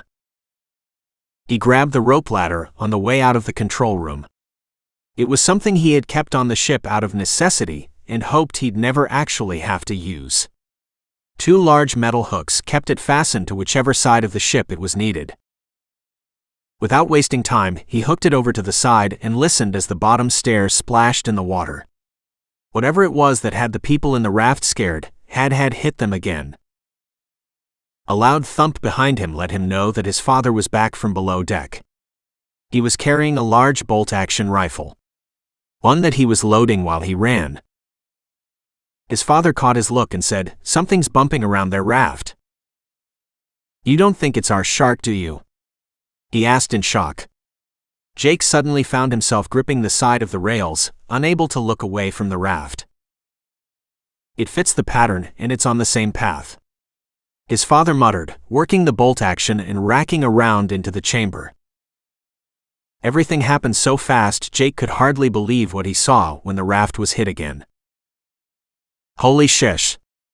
He heard his father start, but he couldn't hear anything else besides the blood pounding in his ears. The raft sailed up into the air as something massive hit it from underneath. Jake wasn't sure if it was a trick or his eyes seeing what he wanted to see, but he swore that even from where he stood he could see the shark as it flipped the raft. And it was the same one that had haunted his nightmares for so many years. No matter how much he tried to tell himself otherwise, he'd never forget what that shark looked like. Not until the day he died. The survivors from the raft started swimming towards the boat, seemingly ignorant of the shark. Not for long though, the shark quickly descended upon the people in the water, and then the real screaming began. Jake felt powerless as he saw people struggle in vain only to be pulled down by the shark's powerful jaws. Suddenly there was a loud crack that left his ears ringing. Then another. "Watch out for the people in the water," Jake shouted to his father as the old man fired one shot after another, pausing only when he had to reload. "I see them. I see them," he replied, not looking up from the butt of the rifle. Jake hoped that maybe they would get lucky, and one of the shots would end the beast's miserable life. At most, it would maybe scare it off and buy some of the swimmers the time they needed to reach the boat. From the side of the railing he heard a loud clang as the hooks were pulled tight, and quickly leaned over to help the survivors as they climbed up. They were completely dazed as he hauled them over, a man and a woman, then 3 others behind them. They waited, but no one else came over the side. The water had become eerily silent. Looking at it now with the moon shining over, he could almost forget the violence that had just happened. The vision of tranquility was shattered, however, when his eyes fell on the still floating redraft. A reminder that even though they had saved some, the shark had feasted tonight on too many people, while they were powerless to do anything about it. "I don't think I even winged the damn thing," his father said, his face a mask of disappointment as he dropped the rifle from his shoulder. The survivors were starting to rise slowly to their feet. Jake didn't know how he would break it to them, but until they put an end to that shark's life, none of them were going home. Because after seeing the kind of carnage the shark was really capable of, he couldn't shake the feeling that it was only getting started. Chapter 11. Henry's skin was already cracked and blistered, but at least his legs were no longer cramped in the tiny raft. With a contented sigh, he stretched out his long legs. Content with the stretching and popping sounds they made, he practically groaned with pleasure. Above him, Cheryl rolled over in her sleep, making their shared bunk bed creak. It had to be around noon now, gauging from the light coming down the stairs, but he wasn't sure. They had gone to sleep in one of the bunks, after they'd chugged all the fresh water they could. Henry actually finally felt like a person again. A very hungry person, he realized, as his stomach started to rumble. Hopefully soon they would be home, and he would be able to put all of it behind him, but until then he'd have to eat the canned food and rations that Captain Taylor kept on hand. When they got back, he was going to talk to Cheryl about moving. He didn't want to live in spitting distance of a body of water anymore. He'd thought about moving on and off for years, and besides, Tim had been saying for years that he could work from home if he really wanted to. Now seemed like a good time to take him up on that offer. He tossed and turned several more times before he realized that he wasn't going to be able to go back to sleep. He'd wanted to put off eating until he got back, but it didn't look like it was going to happen. "Damn," he muttered to himself and carefully got out of the bunk, doing his best not to wake Cheryl as he did so. With what they'd been through, they needed all the sleep they could get. Everything in his body ached as he stood tall. Henry couldn't remember the last time he'd had to do anything physically active. Cheryl at least had kept up with a bit with her weekly yoga, whereas he'd done absolutely but go to work and come home the last few years. Too tired to do anything more than eat dinner and make small talk with his wife. He still couldn't believe everything that had happened. First, the yacht they are on sinks in a storm, something he still didn't completely understand. Though knowing Tim, he'd probably book them on the cheapest cruise he could find, maybe they'd get a settlement when they got back. As soon as the thought went through his mind, he felt guilty, remembering all the people that had died. And then there was the shark. For the first time, he really thought about what they were going to tell people. So many people were dead, someone or something would have to answer for that if nothing else. Sharks didn't just attack people like that, at least he thought they didn't. One thing was for sure, he wasn't going to get back into the water to find out. Henry made his way from the bunk area to the galley. There he found Tyson and Tim sitting together talking in low voices, but Henry was more concerned about the empty plates sitting in front of them and the smell of coffee. Wasting no time in getting himself a cup, he quickly stirred in his sugar, savoring the heady aroma of the dark brew. Though he couldn't help but ask, "Has the captain said how soon we'll get back to shore?" Tim shook his head, and Henry noticed that Tyson looked somewhat worried, but he didn't know why. "No, the captain hasn't said much of anything to any of us since breakfast, and neither has the old man," he said, and then as if an afterthought, "There's still some powdered eggs left if you want some." "Okay, thanks," Henry replied, quickly getting back up and making himself a small plate. He made sure to take half of what was left, that way there would be some for Cheryl when she got up. They were cold, and in truth, he had never liked eggs much, but after all he'd been through, he didn't care. He barely tasted them as he shoveled them into his mouth, hoping to stop grumbling in his stomach. "So if the captain hasn't said anything, why the long faces?" he asked, looking at Tyson in particular. "Tyson thinks that we aren't headed back out to sea," Tim said, glaring at the other man. "That's not what I said," Tyson stammered. "What I said was that while we are heading back into the bay from the ocean, we are not headed to any ports or marinas." "How can you tell?" Henry asked, nervously tapping his fingers against the table. Tyson shrugged, because if he was, he'd have done it by now. I've been running with ships in and out of the bay, and into the Atlantic all my life. Long before I was first mate on that pleasure yacht. No, the captain's got no interest in taking us to shore, at least not yet. Whatever they're doing out here, they don't want to be stopped. Tim groaned, as if not wanting to relive this conversation, but Henry was intrigued. But why do you think that is? Come on, tell me. He asked almost pleadingly. Tyson looked away again, and then stared into his own half-empty cup of coffee. Clearly uncomfortable with his own speculation. This is decent-sized fishing ship made for staying in deep water, days in the bay or along the Atlantic. But if it were being used for fishing at the moment, it would have a larger crew than 2 men, and ships like this aren't cheap to run. Every day this thing is out here, it's costing someone a lot of money in fuel. So the question is, what or were they doing out here? I mean, this ship is stocked for at least a week or more's worth of travel, and they've got rifles. All I'm saying is, I don't think they picked us up because of the GPS, but I don't think them running into us was an accident either. Henry shrugged, his body ached and his head hurt. The last thing he wanted to was try to play guessing games. I don't know, what do you think they were doing out there? He asked, looking around to make sure the captain and the old man were still above deck. Tim slammed his hand down on the table, making them all jump. He thinks that they were out here hunting the shark. Like Captain Ahab after their Moby Dick. He growled. And it's stupid. The last thing we need right now is to hear that kind of crap. We've been through enough without having to worry about our rescuers' motives.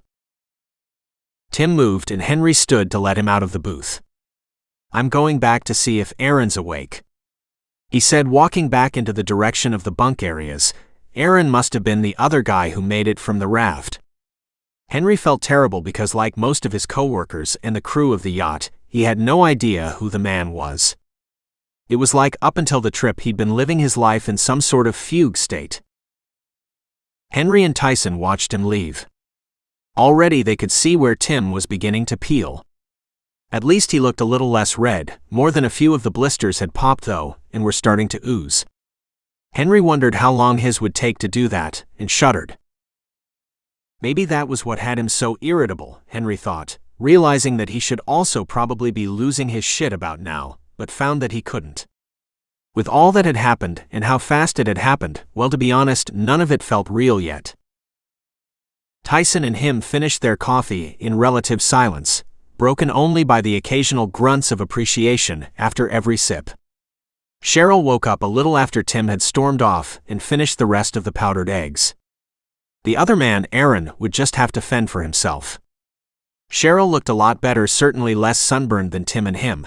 Henry realized she seemed to be in some way renewed. He couldn't put his finger on it, but all he wanted to in that moment was wrap his arms around her, take her to bed, and celebrate being alive. Instead, he got up and put his dishes away. I'm going to go up and talk to the captain, Henry told them. That way, instead of speculating, maybe we can get a straight answer. Tyson shrugged as if to say good luck with that. And Cheryl just smiled at him. They had filled her in on what had happened while she slept. All she said was that as long as they were on this boat and not floating in a damn raft, she could care less. Henry made his way up to the deck. He was happy to find that he had found his sea legs after all. He hadn't noticed it until now. The rocking and rolling of the water no longer made him sick or tripped him up. The old man was on the deck with a pair of binoculars in his hands. Henry hadn't gotten a good look at him last night, but now he could definitely see the family resemblance, right down to the sharp blue eyes and dark tan skin that bespoke of a lifetime spent on the water. Where's the captain? He asked him. John Taylor never even put down his binoculars, opting to instead continue scanning the water. Henry was afraid to ask what it was he was looking for. He's up in control room, steering the ship, John replied. Henry left John to his vigil and went up the narrow metal stairs to the control room. He knocked on the door. Come in, Jake said, his voice easily heard over the sounds of the ocean and the engines of the ship. Henry walked in, standing closer to the door. Jake was seated in a large leather chair in front of a wheel and ton of radars, switches, and knobs. Henry didn't even want to try and guess what they all did. "You wanted something?" Jake asked him. He looked much the same as he had the night before. Henry doubted the man had even changed his clothes. Had he slept? Henry wondered, and realized quickly that he might not like that answer either. Jake looked at him, waiting impatiently for Henry to ask whatever it was he had on his mind. Henry cleared his throat and looked straight into Jake's stormy blue eyes. "I wanted to thank you for saving us last night." He started, hoping to soften the blow before he asked his real question. Jake sighed. "Think nothing of it. I'm just happy we were in the area," he replied. "Did you all manage to kill the shark that attacked the raft?" he asked. From the look on Jake's face, it appeared he'd asked the wrong question. Finally, Jake just shrugged. "No, I don't even think we winged it. The only way we are going to know for sure that that shark is dead is to drag it on board and do the deed," he said with a pained expression on his face. The way he said it confirmed Henry's fears. "You have no intention of bringing us back to shore, do you?" Jake turned back to him. "I have every intention of making sure you all make it safely back to shore, but first I have matters to attend to out here. And until then, you are welcome to have roam freely about the angry lady. While it might not be a yacht or some other pleasure craft, it does have most of the creature comforts that you will need. And when I am finished with my business out here, we will head into the bay and to the nearest marina, where we will signal the Coast Guard and let them know of your situation." The sinking feeling in Henry's gut seemed to deepen. "And your business? That's hunting down the shark, isn't it? That's why you don't want the Coast Guard to know about us, and why you won't take us back now. You don't want to answer their questions as to why you were out there." Jake smiled. "Well, I'm glad you put it all together. You're right, I don't want to answer questions, so please leave, enjoy your stay on my ship, and close the door behind you," he said evenly. Henry complied, and as the control room door shut behind him, and he wondered how he was going to break the news to the others. Chapter 12. After talking to the captain, Henry had gone back down below to sit in the shade with the others and relay what he'd been told. He was glad to be off of the raft, but he couldn't shake the feeling that he had traded one bad situation for another. It wasn't that he thought Captain Taylor or his father would harm them, but he didn't want to stay out here any longer than they had to. And the captain had made it clear that they weren't leaving the water until they got their shark. What if they never did? They were obsessed, and Henry didn't even want to speculate on how far they were willing to go to get their prize. This all felt like some sort of strange nightmare. Yet, no matter how many times he pinched himself, he was still here stuck on a fishing boat in the Atlantic Ocean. The others seemed to feel the same way. Tyson mainly talked to Aaron, who they all quickly discovered was nothing more than a pencil-necked kiss-ass. Henry was glad he hadn't been friendlier with the man back in the office. The only thing Henry couldn't figure out was why Aaron had latched onto Tyson, but whatever the reason, he knew that it couldn't be good. The man was a shit-stirrer, plain and simple. Henry had seen his type before, and their situation was dire enough without someone stirring the pot. And Tim? Well, Tim didn't do anything. He seemed to have resigned himself to the fact that Captain Taylor wasn't going to straight back to shore, and had opted to sleep the rest of the day. He had only glimpsed the man when he came out to eat or use the bathroom. Other than that, Tim lay on his bunk bundled up under blankets. Tim's demeanor on the few occasions he left his cocoon had been completely disheartening. The easy smile and optimism that Henry had always gotten from his friend had vanished. Tim looked like he'd aged 10 years and was a husk of his former self. Henry just hoped that with time Tim would be okay.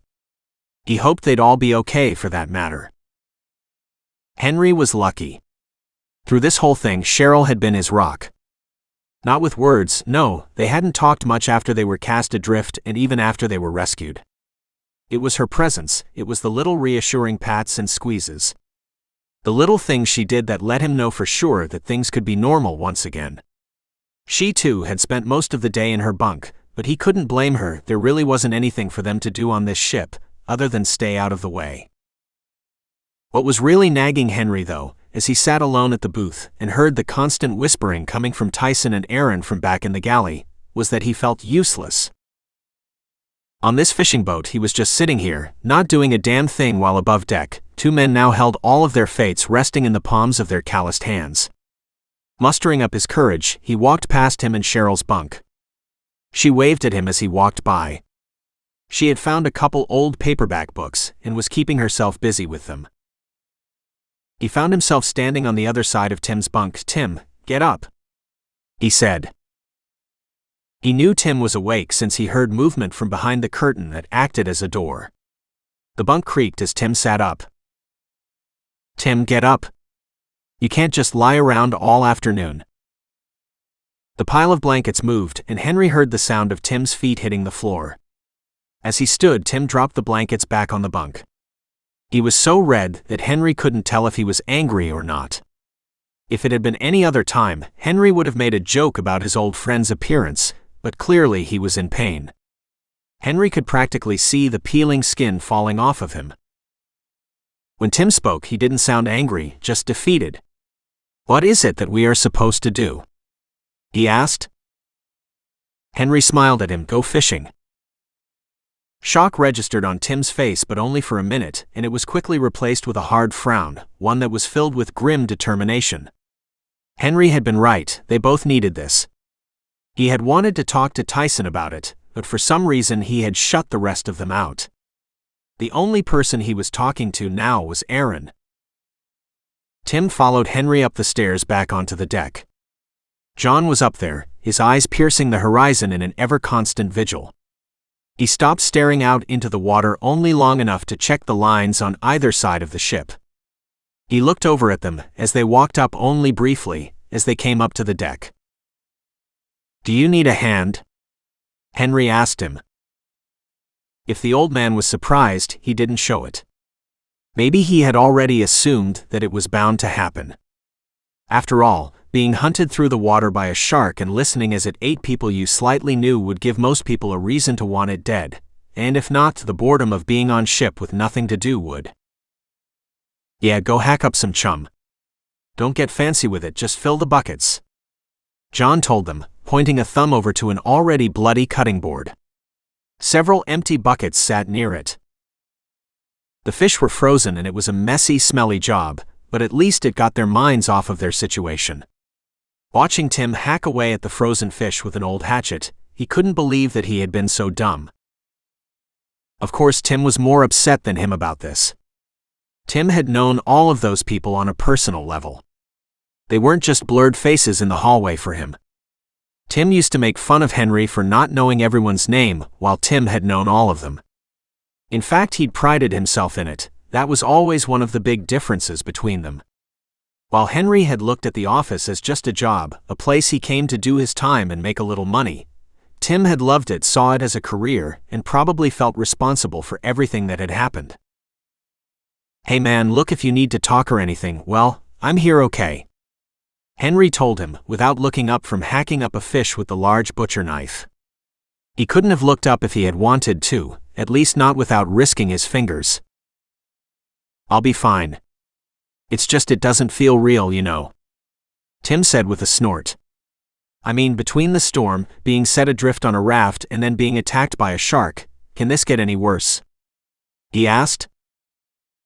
Both men looked off in the distance, half expecting to see lightning flashing in the distance. They looked at each other and gave a soft chuckle, quickly back to work. In no time they had all the buckets full. John showed them how to chum the waters. They would only throw some overboard every now and again, just to draw in whatever predators might be swimming close by. Once they were close, they might decide to bite one of the lines John had sat out. After a while, John relieved them of their duties. John had a way he wanted it done, and they were happy to leave him to it. They sat on the deck and took a break, checking the lines sporadically and making sure they were around if John needed any more help. Shortly after they sat back down from checking the lines, Tyson and Aaron stormed up the stairs onto the deck.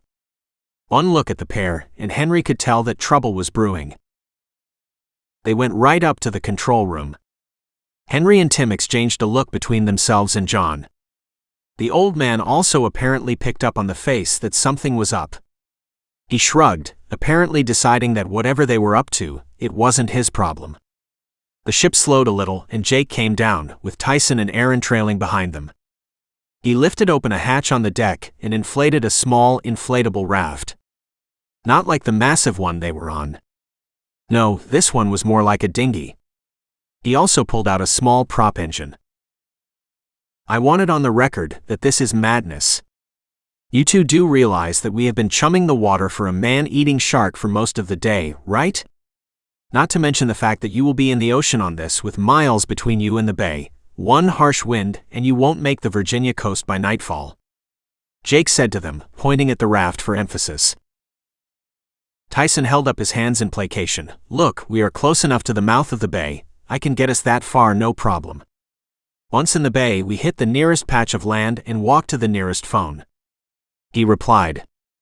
Aaron just nodded. Henry and Tim said nothing. When Jake looked over at him, all Henry could do was shrug. It was their funeral.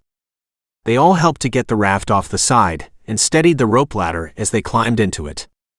Once both of the men were in, they handed the prop down to Tyson. He waved to them with a weak smile on his face as he set up the little engine at the back of the raft. See you all on the other side. He called out to them as the prop fired up.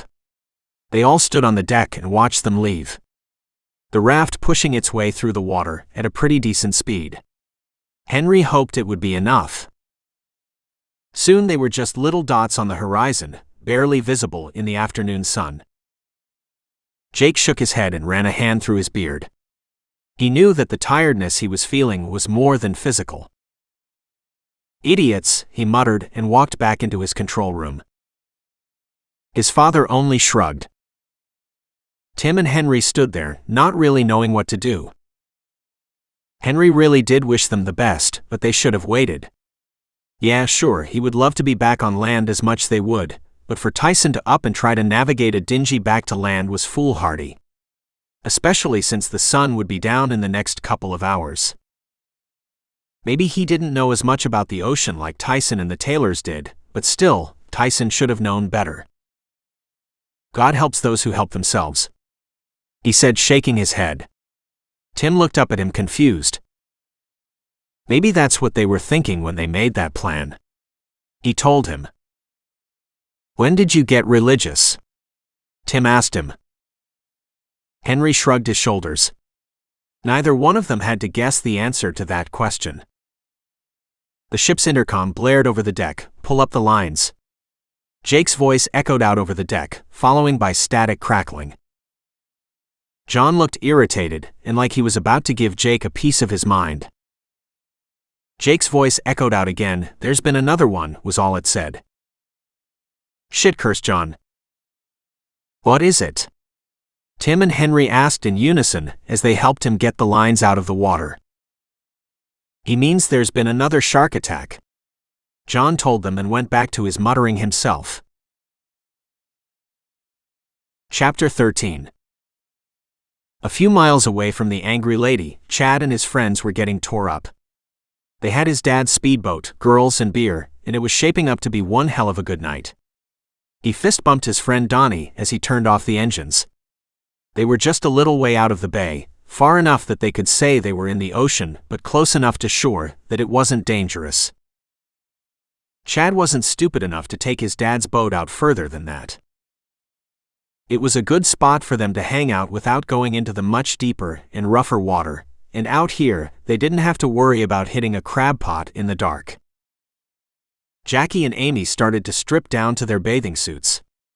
Chad took a swig of his dad's pilfered beer and gave Donnie another fist bump as they both watched. He had seen the girls around school before, but until now they'd never hung out, but right now he was glad he had let Donnie talk him into it. How Donnie had pulled it off he had no clue, but he definitely owed him one. Amy caught him staring and gave him a smile and a wink. Chad blushed and gave her a pathetic little wave in return. Donnie turned the radio on, not rock like they usually listened to. No, this was way more pop sounding, but he immediately when everyone started drinking and dancing. Jackie pressed herself up close against Donnie as they danced. If you could call it that, Chad thought.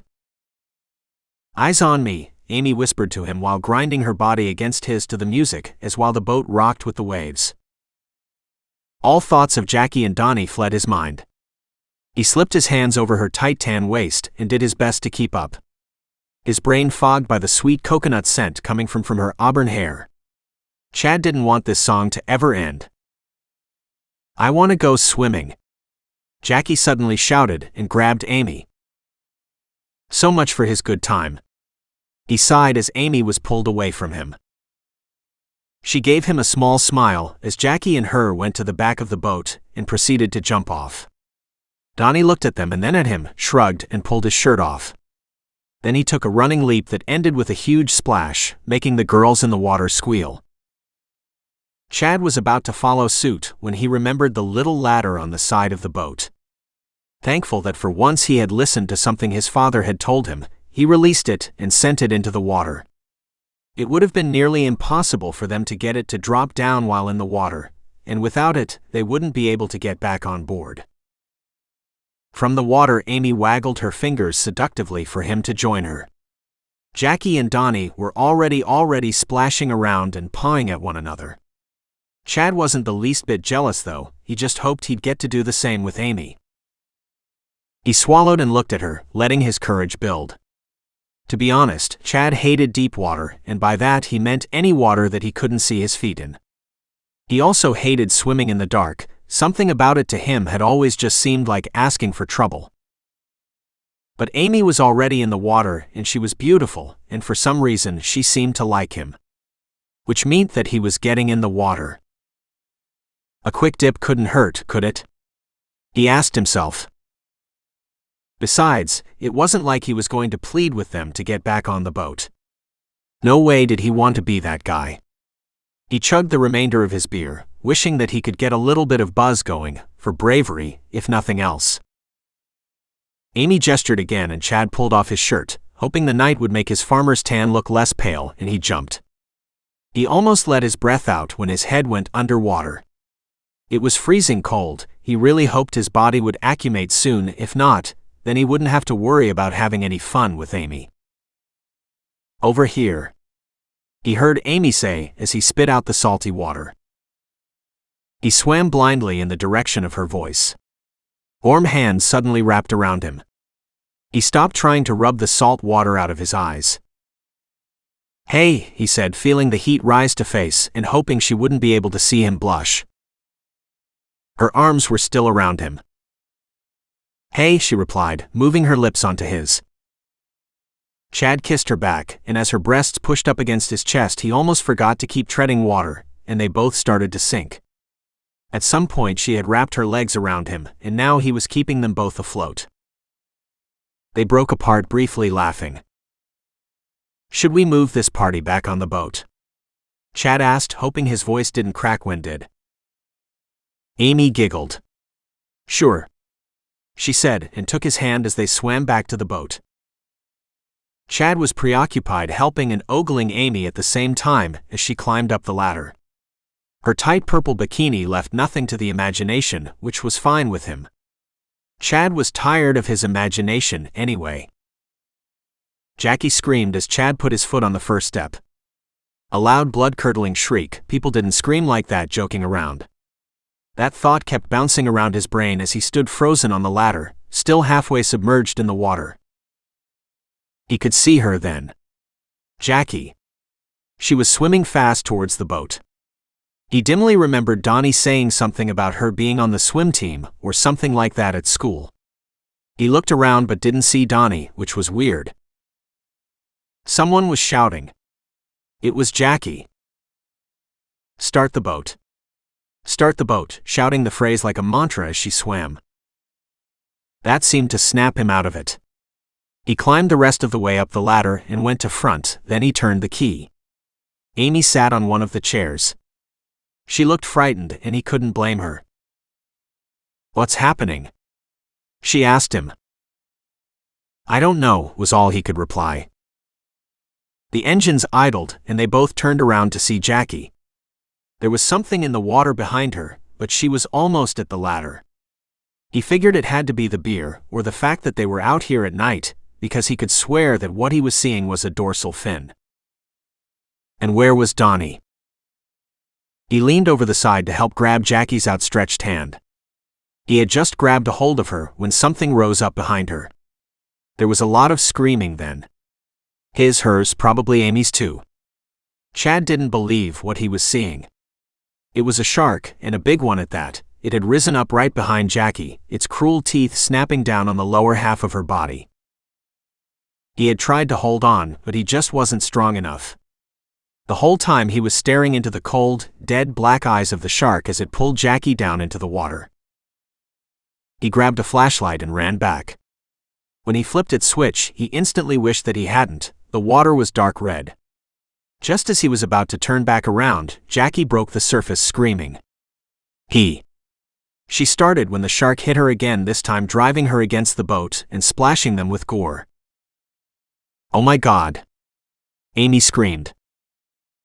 Still shaking, Chad shined his flashlight over the side again. This time, no one broke the surface. He tried not to look at the blood on the side of the boat.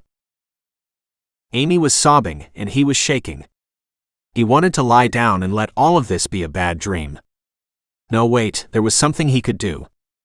He grabbed the radio and pressed the small plaster square. Then sent out a distress call, reading the GPS location off just like his dad had showed him. Then he took a deep breath and said, "Shark attack." Hopefully someone would hear and take it seriously. After all, it was a distress call. "Let's get out of here," Amy said, coming to sit beside him on the captain's seat. She was warm and he liked being close to her. He slid closer to her, taking comfort in the fact that he wasn't going through this alone. Chad also didn't know if they could leave. 2 of their friends were missing. Surely someone would get back to them on the radio, wouldn't they? After a couple of minutes he switched off the blaring radio. The static was too loud and had made him more than a little anxious. Now the night was eerily silent, only broken by the small waves that rocked the boat. Looking out at the night, it felt sinister and dangerous. Chad realized solemnly that they'd just fallen a notch on the food chain, and he didn't like it. "Hold on a minute, just please let me try this real quick," he pleaded. Amy nodded, looking as if any minute she might collapse in on herself. He didn't know what to do if she went into shock. He and Donnie had stopped at Cub Scouts. "Donnie!" Chad shouted a few times from the back of the boat, hoping that his friend would resurface, even though deep down he already knew the truth. Only silence answered him. Amy was right, they had to leave. He didn't understand how this had happened, or how they were going to explain it. Amy was tugged him back to the console. "He's gone, okay, he's gone and we have to go now." Chad sat down on the seat, wondering if they should really leave. What if someone came who could help them? The first thump underneath the boat was all the encouragement he needed. With Amy holding onto him tightly, he gunned the engine, letting the speedboat fly across the water, its nose dangerously high in the air. He was driving it the same way his dad did when he wanted to show off, and had already drank a few too many. Shit, he was going too fast. He needed to slow down. The last thing he wanted was to get them both killed in a boating accident. Plus he could barely see ahead of them, as the boat lights weren't that bright, and the nose was too high up. Something jerked them back as they made their way into the bay. Shit. He had snagged a damn crab pot. Amy looked at him like he was crazy when he brought the boat down to an idle and killed the engines. "What the hell are you doing?" she asked, cradling herself. Tears running freely down her face, he wanted nothing more than to wipe them off and tell her everything was going to be okay, but they didn't have time. And deep down Chad didn't know if anything would ever be okay again. "If I don't get that rope loose it will break the prop.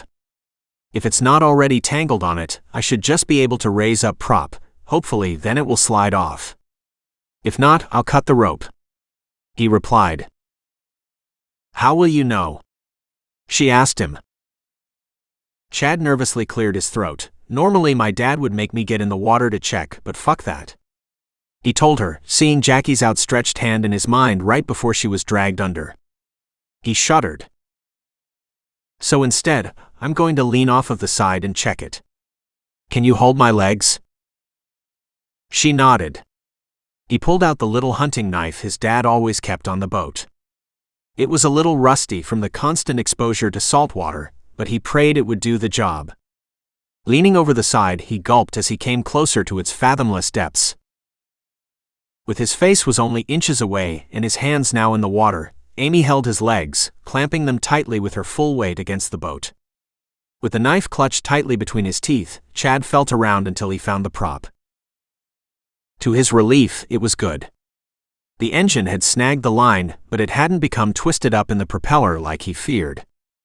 With one hand, he took the knife out of his mouth and called back. Hey, pull me, he didn't get to finish. There was a heavy pressure followed by a pull on his right hand which still clutched the knife. He looked down at the culprit. Being so close, he could make out its football-shaped head. It was massive, but it wasn't a great white. He knew that much from his high school oceanography class. He didn't know why that was important. Chad wondered if he was in shock. His arm hurt as it kept swimming. There was a sharp searing pain. And then he was aware of the blood pouring down his arm from the place where his hand used to be. But Chad couldn't understand what his hand was doing in its mouth. Is this what shock feels like? He wondered again. Someone was screaming. Maybe Amy. Maybe him. Just as soon as it appeared, the shark had vanished. Amy pulled him back away from the water. At least he thought she did. He couldn't help it. He couldn't look at anything, except for the place where his hand used to be. Amy was crying and screaming about something as she wrapped his bleeding stump tightly in a beach towel. How do I start the boat? She kept screaming at him and smacking his face. Her words finally sunk in. Turn the key, he said. Chad realized he sounded funny and that he was very light-headed all of a sudden. Heavily, he sat down in one of the chairs. Of course I sound funny, I just lost my hand to a shark. He started to laugh mirthlessly. Amy turned the key and the engine started. She threw the boat into gear and launched off. Too late, Chad realized he'd never got it unstuck. The line hit the propeller and there was a loud-sounding boom as the prop was yanked backwards. The engines cut off and started to smoke. The boat had been going too fast. When the engines blew, Amy turned back to stare at them. Even though the boat was still going forward, she never even saw the green water level sign when it popped out in front of them, not that they could have slowed down in time anyway. Chad saw it right before the front of the boat smashed into it. He suddenly found that his whole body was cold and wet. I'm in the water, he thought dimly. Blood loss was beginning to affect him.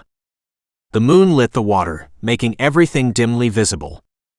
Something big was swimming towards him. He noticed his stump was sending up a small dark cloud. The beach towel was gone, and he could make out the glimmer of bone in the moonlight. As the dark shape got closer, Chad tried to swim away, but the agile fins quickly outpaced him in their native environment. Chad's last thought was to try and warn Amy as he felt that ungodly pressure again, first on his leg as the shark pulled him further down, then on his chest as it tore away a chunk. Chad could only watch. It may have bitten him in more places, but Chad was past the point of feeling such things. Chapter 14. By the time the angry lady got to the scene of the accident, they were already too late. The only sign that anyone had even been out was a half-submerged speedboat which was quickly taking on water. There wasn't a single person living or otherwise in sight. What kind of shark can do this? Tim asked loudly as they all clamored around the deck of the ship. Each of them looking and hoping to see a survivor. Though Henry very much doubted the would.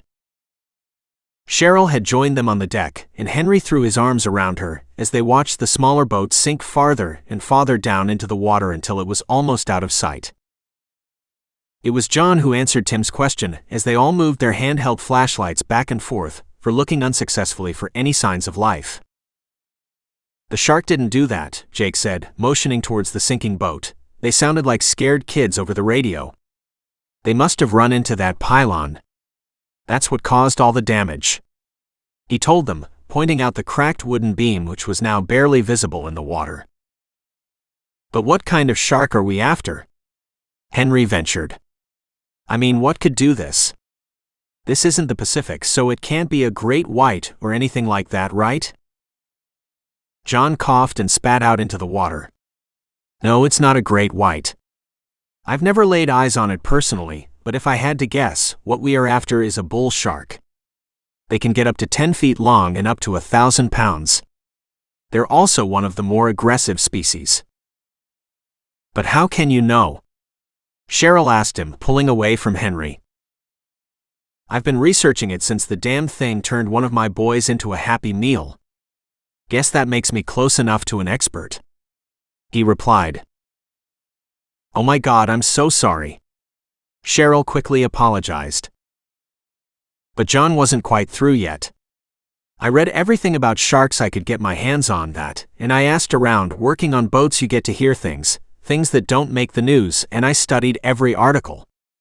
You see, it's not uncommon for bull sharks to come up into bays and rivers. They can even survive for a time in fresh water. Like all sharks, they migrate from colder to warmer water. That's how I got the pattern, you see. Somewhere along the line this shark got wise. It realized that it didn't have to chase after fish or fight others over dead meat. No, this shark realized that there was slower, dumber prey in its waters, prey it could easily outpace in its natural habitat. He said, staring at each of them to add emphasis. Wait, Henry said, you're saying this shark specifically hunts people? He asked, dumbfounded. John waved his hands. Of course that's what I'm saying. That's why it flips small boats and rafts like y'all's. It knows that it will get a reward. And it's sad to say, but if a body doesn't turn up, they will get labeled as having drowned, just like all the others. Tim put up his hands. How many people do you think this shark has killed? He asked. Trust me, you don't want to ask him that. The old man's got this shark pegged for every missing boater for the last 20 years, boomed the voice of Captain Jake Taylor. I take it you don't believe that? Cheryl replied. No way, I believe that this thing is a real monster, don't get me wrong, this shark's killed a lot of people, and if we don't stop it it'll kill a whole lot more. But it's not responsible for every water-related death out here, like my father believes. Besides, sharks are opportunists. Look, every attack so far has been on people in the water or fishing on small boats with bloody bait. Like my father said, it's going after prey it thinks is weak. In this case, that happens to be people. We aren't made to hunt in the water, we know it, and the shark knows it. He turned and looked pointedly at his father. I need you to steer us up into the bay, take her slow. The last thing we need is to run aground. He told him, and then headed below deck. Henry assumed the other man was finally going to get some rest. John snorted and made his way up to the control room so he could pilot the ship. Looking out at the other boat, which was almost completely submerged, he hoped they wouldn't share the same fate. Together they kept shining their lights off the side of the ship, looking in vain for anything in the water, just in case. After a few more minutes of this, they gave up. The speedboat was now far behind them. Hopefully, the Coast Guard would be able to find more than they did and notify their next of kin. Captain Taylor had said they sounded young, like a bunch of kids on a joyride. God, Henry hoped he was wrong.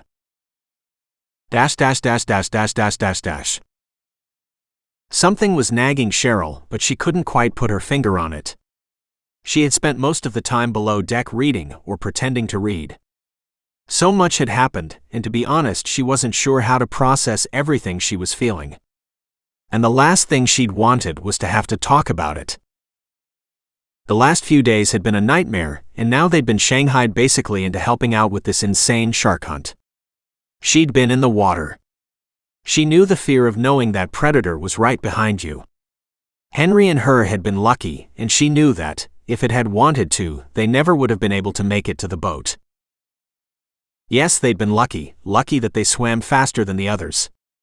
She thought darkly. And now were going to what? Hunt it? Kill it? How far were these men willing to go? She wondered. Part of her had wanted to leave with Tyson. He had held it together on the raft and seemed like a good man. She knew that if she'd pressed the issue, Henry would have agreed to it. But she didn't like Aaron. Something about him rubbed her the wrong way. She also wasn't going to get into another raft, not while an honest-to-God man-eating shark was out there looking for prey. Across the deck, she looked over at her husband. When she looked at Henry, she no longer just saw a middle-aged, overworked man who did nothing but work and come home. Instead, he reminded her of the man she had first fallen in love with, a man who wasn't afraid to take action when the time called for it. She couldn't remember at what point he had sunk in on himself and lost his ambition. He had got to the point where he never wanted to leave the house for anything other than work. The only thing that had been more stagnant than his career had been their love life. And I hated him for it, she thought guiltily. Not that the blame was all his, things hadn't turned out how she'd thought they would after college either. And in some of his failures, she saw her own and punished him for it. Cheryl almost dropped her light when she realized what was bothering her. Henry! She yelled over to him. What's up? He replied, looking up sharply from the water and crossing the deck over to her. What about Tyson and Aaron? Henry and Tim looked at each other confused. What about them? Henry asked. They are in a small raft trying to get to shore, right? Based on what John said, wouldn't that make them the ideal prey for this shark? She asked. Henry and Tim both cursed at the same time. I'll go tell John, Tim said, running towards the control room. Henry turned off his light. They are still several hours ahead of us, maybe they have made it by now. Henry said, sounding as if he were trying to convince himself more than anyone else. Cheryl shook her head. I don't know, it's such a small raft and that little engine, if they aren't there by now, they've probably run out of gas. Or are at least close to it. You don't think they planned it this way, do you? She asked, wrapping her arm around him and pulling him close so they could talk quietly together. What? Like letting them leave to use them as bait? He asked incredulously. She didn't say anything. Instead, she watched as Henry's face flushed. I don't know. I mean, sure, it was crazy to let them leave, but they'd forced the issue. I'd hoped they'd done it to keep peace on the ship. Besides, Tyson is a seaman, and he seemed confident about his ability to get that raft to the shore. He rambled lamely. You don't sound sure. She replied grimly. He sighed. Because I'm not. I don't know. All I know is that I won't let anything happen to you. You and me are going to be okay. We're going to get through this. Promise? He pulled her into a hug. Promise? He whispered as the ship began to change course. Chapter 15. The night was calm as they made their way slowly across the bay. Tyson held the throttle all the way down. The little engine pushed the raft as fast as it could. He knew that soon it would sputter and die, but at least they had solid land on either side of them. All they had to do now was decide which shore they wanted to go to, Virginia or Maryland. Which way do you want to go, Aaron? Keep in mind we don't have too much gas left. He asked, stopping what he was doing for a moment to look over at Aaron and wondering for the 100th time how the hell he had let that man talk him into this. The other man had been absolutely no help the entire time. Tyson would have been better off if he'd done this on his own. Part of him wondered if they shouldn't have just stayed on the ship with the others. Maybe they would have been fine back on that fishing ship, but he hadn't felt like standing around on that deck while Captain Jake Taylor and his father chased around their own personal Moby Dick. From the moment they were pulled on board, he knew the reason those two were out here. They had that faraway look in their eyes of men obsessed. Which was why when Aaron had suggested asking for a lifeboat, he had given in so easily. Aaron sat there, his beady eyes glancing back and forth. Which one's closer? Tyson snorted and made his decision. They had passed by Cape Charles at least an hour ago, he was sure of that. He decided on Virginia and took a hard left, aiming for a bright bobbing and blinking buoy. If they were lucky once they hit the shore, they should be close to Portsmouth or Newport News. But he knew damn well he was guessing and grasping at straws. There weren't enough lights on the coast out here for them to be around either of those two cities. This had been a terrible idea. He was the first mate on the yacht, one that did pleasure cruises in the Atlantic, not some adventurous seafarer like he imagined himself to be. The way his luck was going, they were more likely to wash up in a state park than anywhere near an actual city, but at least it was the closest landmass for them to hit. Personally, as long as there was land at this point, he didn't care. He just wanted to be out of the water.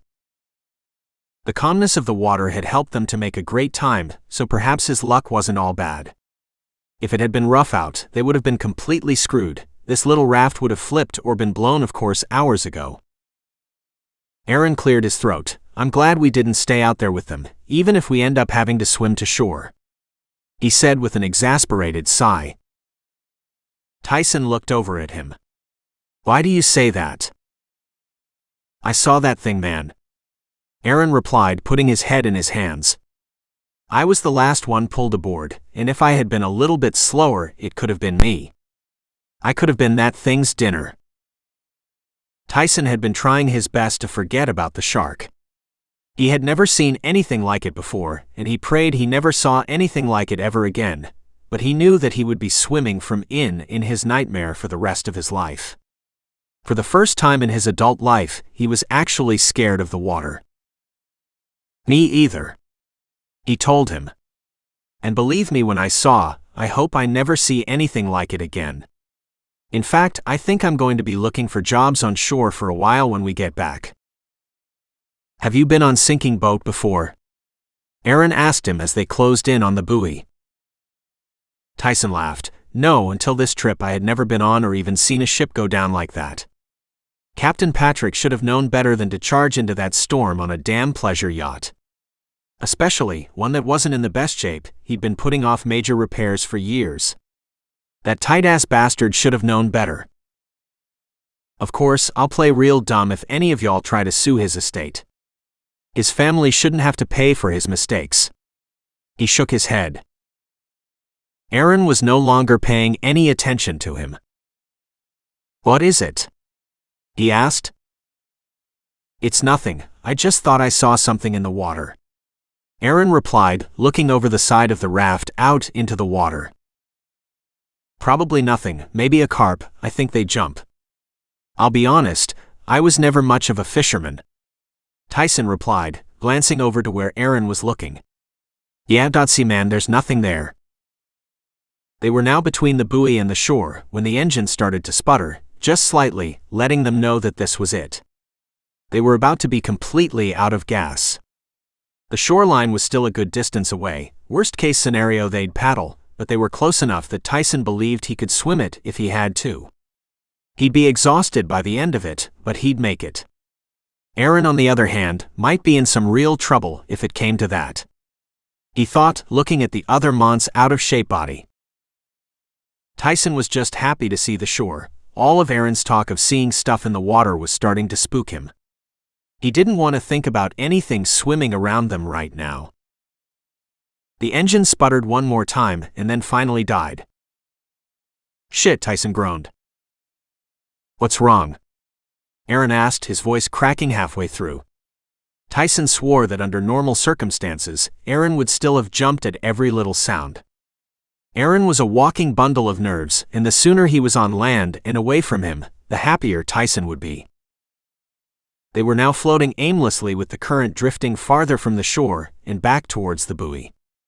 Looking around the raft, he realized a little too late that they didn't have paddles or anything that could be used as one. We're going to have to swim, Tyson said, resigned. The last thing that he wanted to do was jump into the water at night. Not again. Maybe you can swim and I'll sit here and you can go get help, Aaron said, nodding happily at the idea. Tyson sighed. Look, even if we managed to be somewhere close enough for that to happen, by the time I got back with help, you would probably be halfway out the bay and back into the ocean with no way to steer yourself and no way to contact anyone. Aaron was about to say something else when the choice was taken from him. Something hit the small raft hard and fast, tipping it on the side and throwing both men out into the water. Tyson gasped for air as he clawed his way back to the surface. Not again. Please not again, he thought, as he struggled back to the surface, gasping as he broke free from the water. He didn't waste any time though, and swam as hard as he could towards the buoy. The shore was too far away and he knew he would never make it in time. He threw everything he could into it. A lifetime of working and living around the water was finally paying off as he deftly crossed the short distance. He heard Aaron behind him splashing in the water and panicking. The other man wasn't a strong swimmer. "Help me!" he shouted. But Tyson couldn't stop. When their boat had flipped, he knew without a doubt that something had rammed them from underneath. Just like last time. Aaron didn't realize it yet, but they'd just dropped a rung in the food chain, and right now it was every man for himself, whether they liked it or not. Tyson felt something swim by him in the water, and he kicked out as he neared the buoy. He kicked again, and this time his foot connected with something solid, and he felt something big swim away from him. Wasting no time, he clambered up the side of the buoy as fast as he could. Why did it swim away? Tyson wondered, and then he remembered the nose. You were supposed to hit a shark in the nose. How'd he forgotten that? It was one of the first things he'd learned in his dive class. At the time, however, he couldn't imagine being that close to a shark, let alone punching it. Aaron hit it in the nose. He yelled out to the other man, who was still splashing around wildly, but somehow slowly getting closer to the buoy. Tyson leaned over the edge with his arm outstretched, only to quickly yank it back as a fin breached the surface behind Aaron when he reached out for Tyson's hand.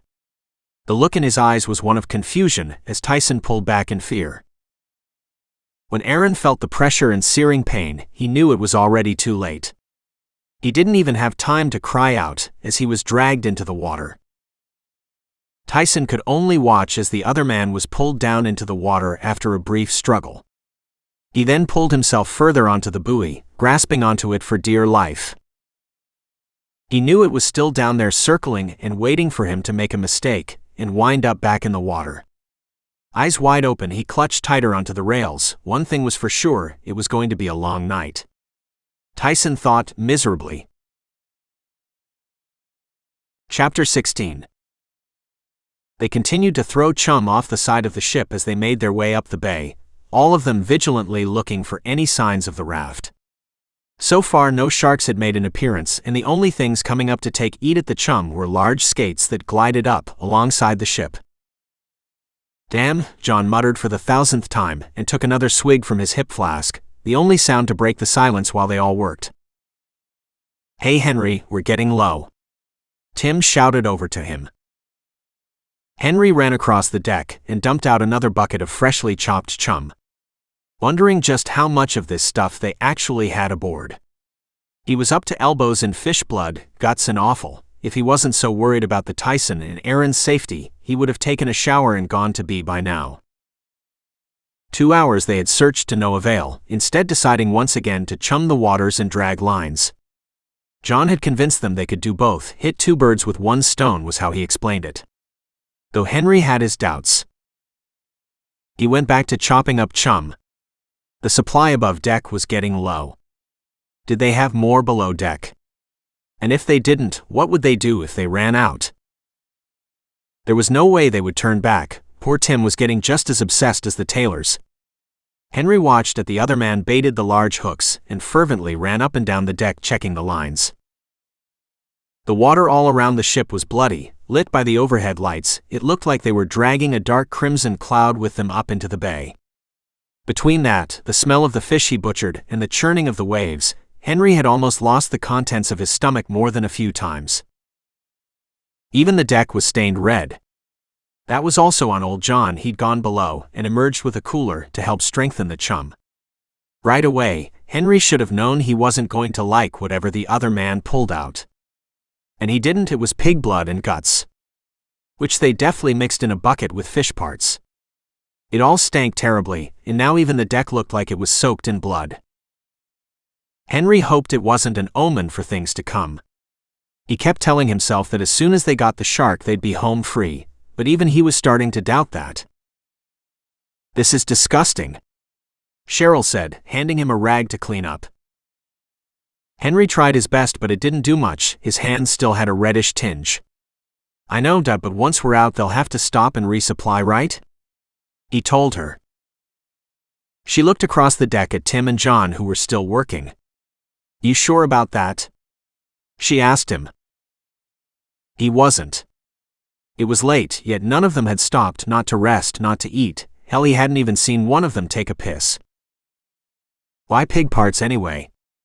Cheryl asked him at the same time that John came over to grab another bucket. "That's easy," John replied. "It's the closest you can get to people." That last bit had been accompanied by a cruel sneer, a sight that was becoming more and more common on the old man's face. The closer they had gotten, the less he had talked. A weird energy had accompanied him on the deck since he swapped out with Jake. It was as if the old man could taste his prey in the salt air. That energy seemed to take hold of Tim as well. He followed the old man around the deck like a trained hunting dog. "What's gotten into you?" Henry had asked him when he first noticed his strange behavior.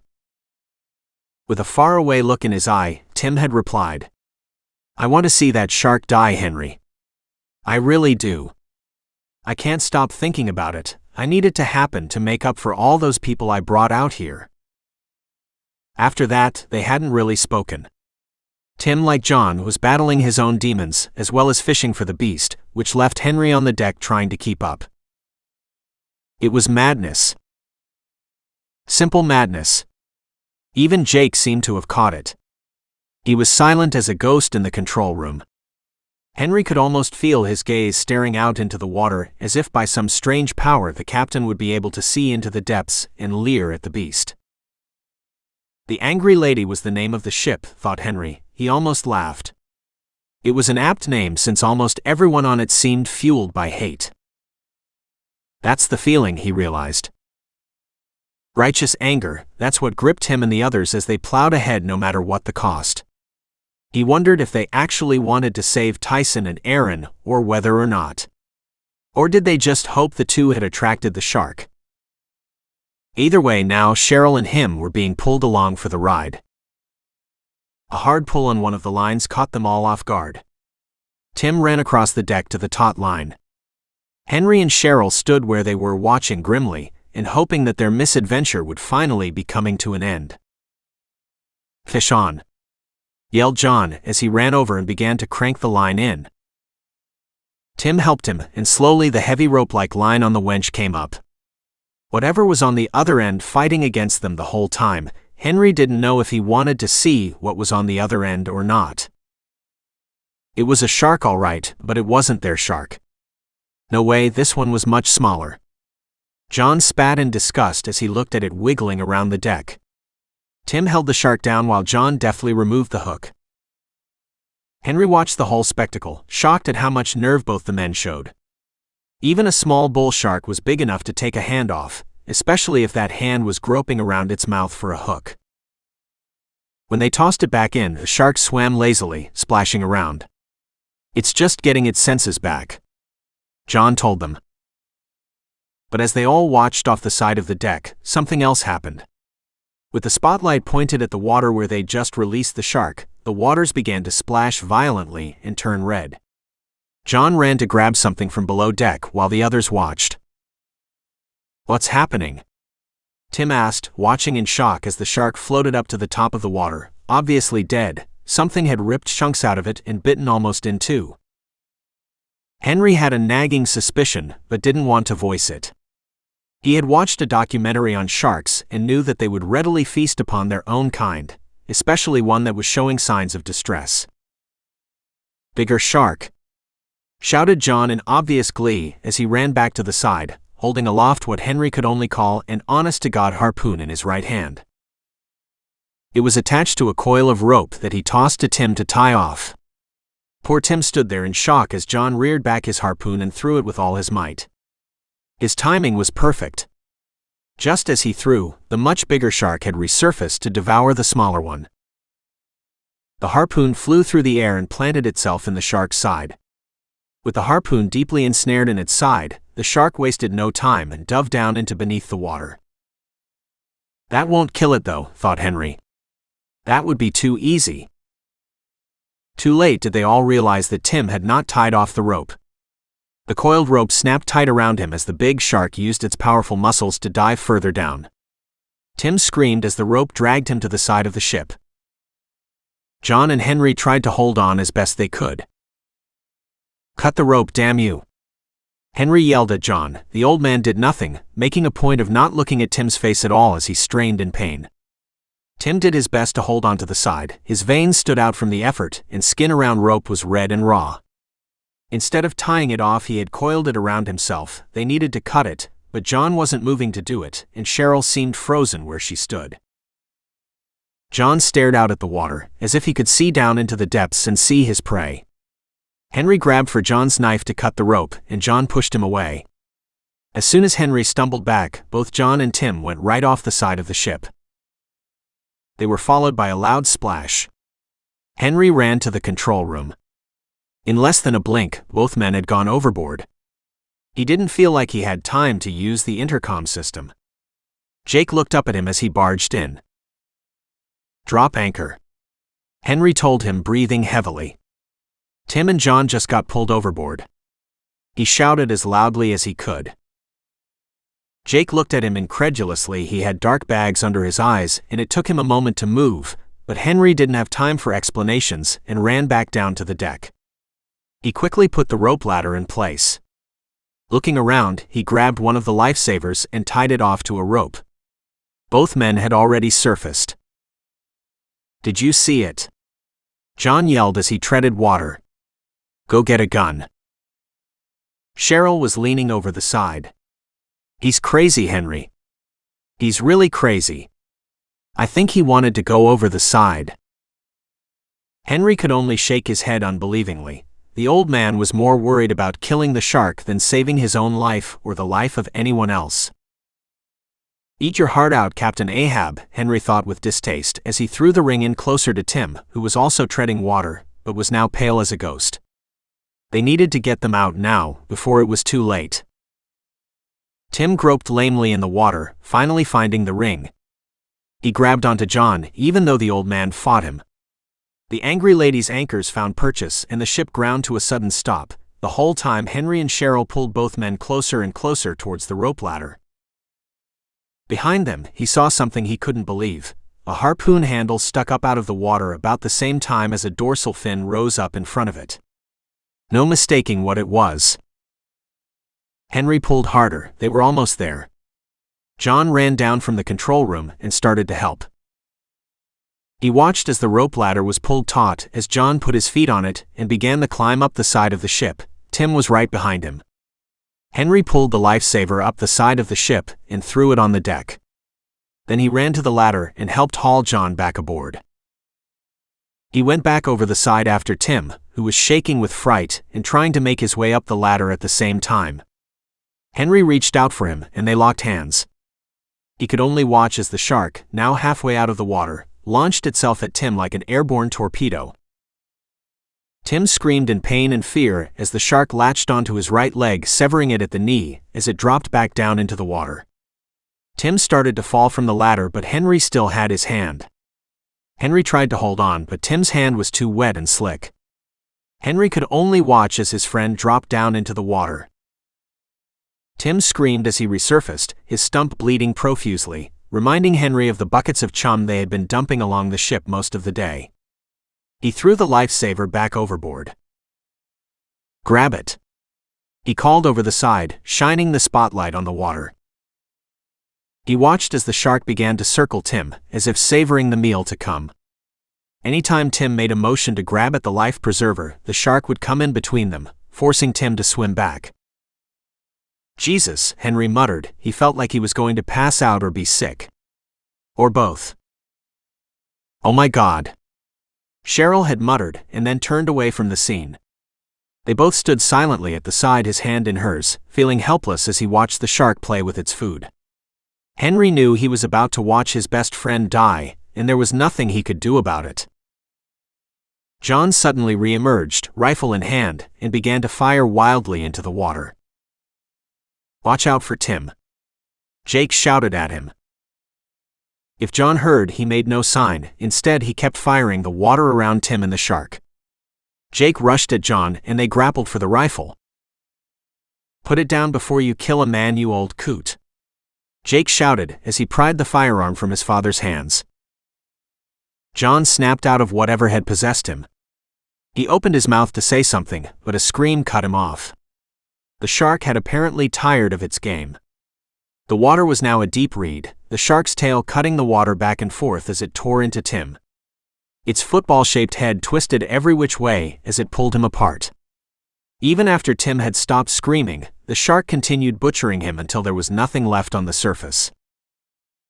Afterward, it dove back down into the water, leaving those aboard the Angry Lady to watch in silence as the lone harpoon handle sank below the dark waters, which left no trace of Tim or the shark. Chapter 17. Tim was gone, and there was nothing they could do about it. Part of Henry wanted to take a swing at John right then and there, but he knew it wouldn't make him feel any better. Even the captain was now staring forlornly over the side of the boat. None of them spoke. Henry wished he'd tried harder convincing Tim. All of them should have stayed below deck and let the Taylors carry on their hunt alone. But hadn't he wanted to see that shark die just as bad? Henry thought guiltily, because of course he had. Just like the Taylors and just like Tim, he too had wanted to see that thing dead. Instead, he lost his closet friend. Henry had gotten sick over the side of the boat shortly after, and tears still streaked down his face. Cheryl kept rubbing his back. It had to be hard for her too. Tim hadn't just been his friend after all. "This madness has gone on long enough," Jake blowed, suddenly breaking the silence. "We're so close," John protested weakly. "No, we're done, don't you hear me? No more dragging people into this. We should have taken these people to shore from the start. Now look, we've got 2 in the water God knows where, and 1 in a shark's belly. These folks aren't fishermen, Dad. Getting them involved like this is lunacy, and it ends here." But John began. "No, go up top and take us to the nearest port. These people are going home," Jake said sternly. John looked like he wanted to protest further, but instead let the rifle dangle by his side and grumbled as he marched past them up the stairs to the control room. Now that John was steering the ship, Jake started to stow the gear spread out across the deck. There would be no more lines in the water or chum going overboard, not anymore. Once everything was cleaned up, Henry went back to manning on of the lights. Captain Taylor did the same, both coming to the same conclusion that it wouldn't hurt to keep their eyes peeled for Aaron and Tyson on the way back. Cheryl, on the other hand, had gone back below deck.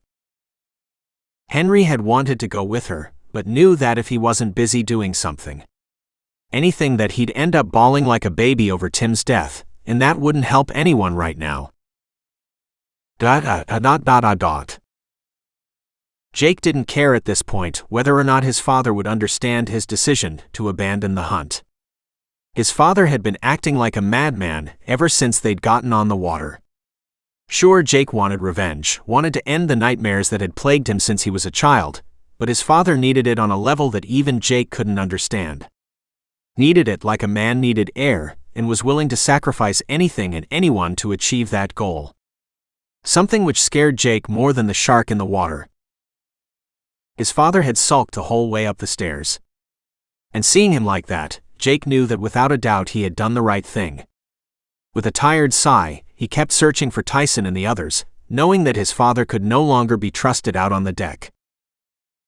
Old John kept the Angry Lady moving at an even pace, making sure to stay in the deeper water so that they didn't bottom out. That's the last thing they needed at this point. In the distance, they could see the twinkling green light of a buoy. Henry saw it before him and called out. Jake quickly came over, and they looked around desperately for any sign of the others. But they didn't see any. The buoy, still a good distance away, was the only thing out there. "Hey, keep your light steady," Jake told Henry as he moved up beside him.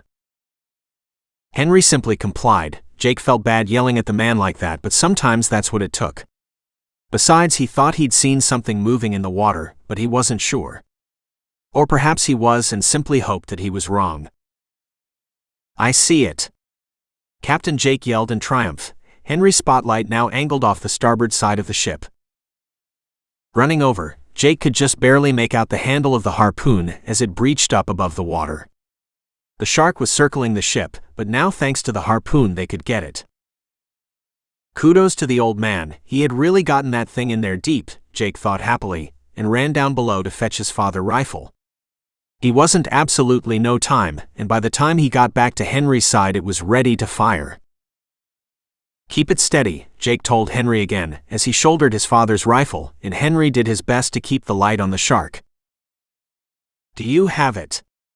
The intercom blared as John's booming voice echoed across the deck. In reply, Jake took aim and fired.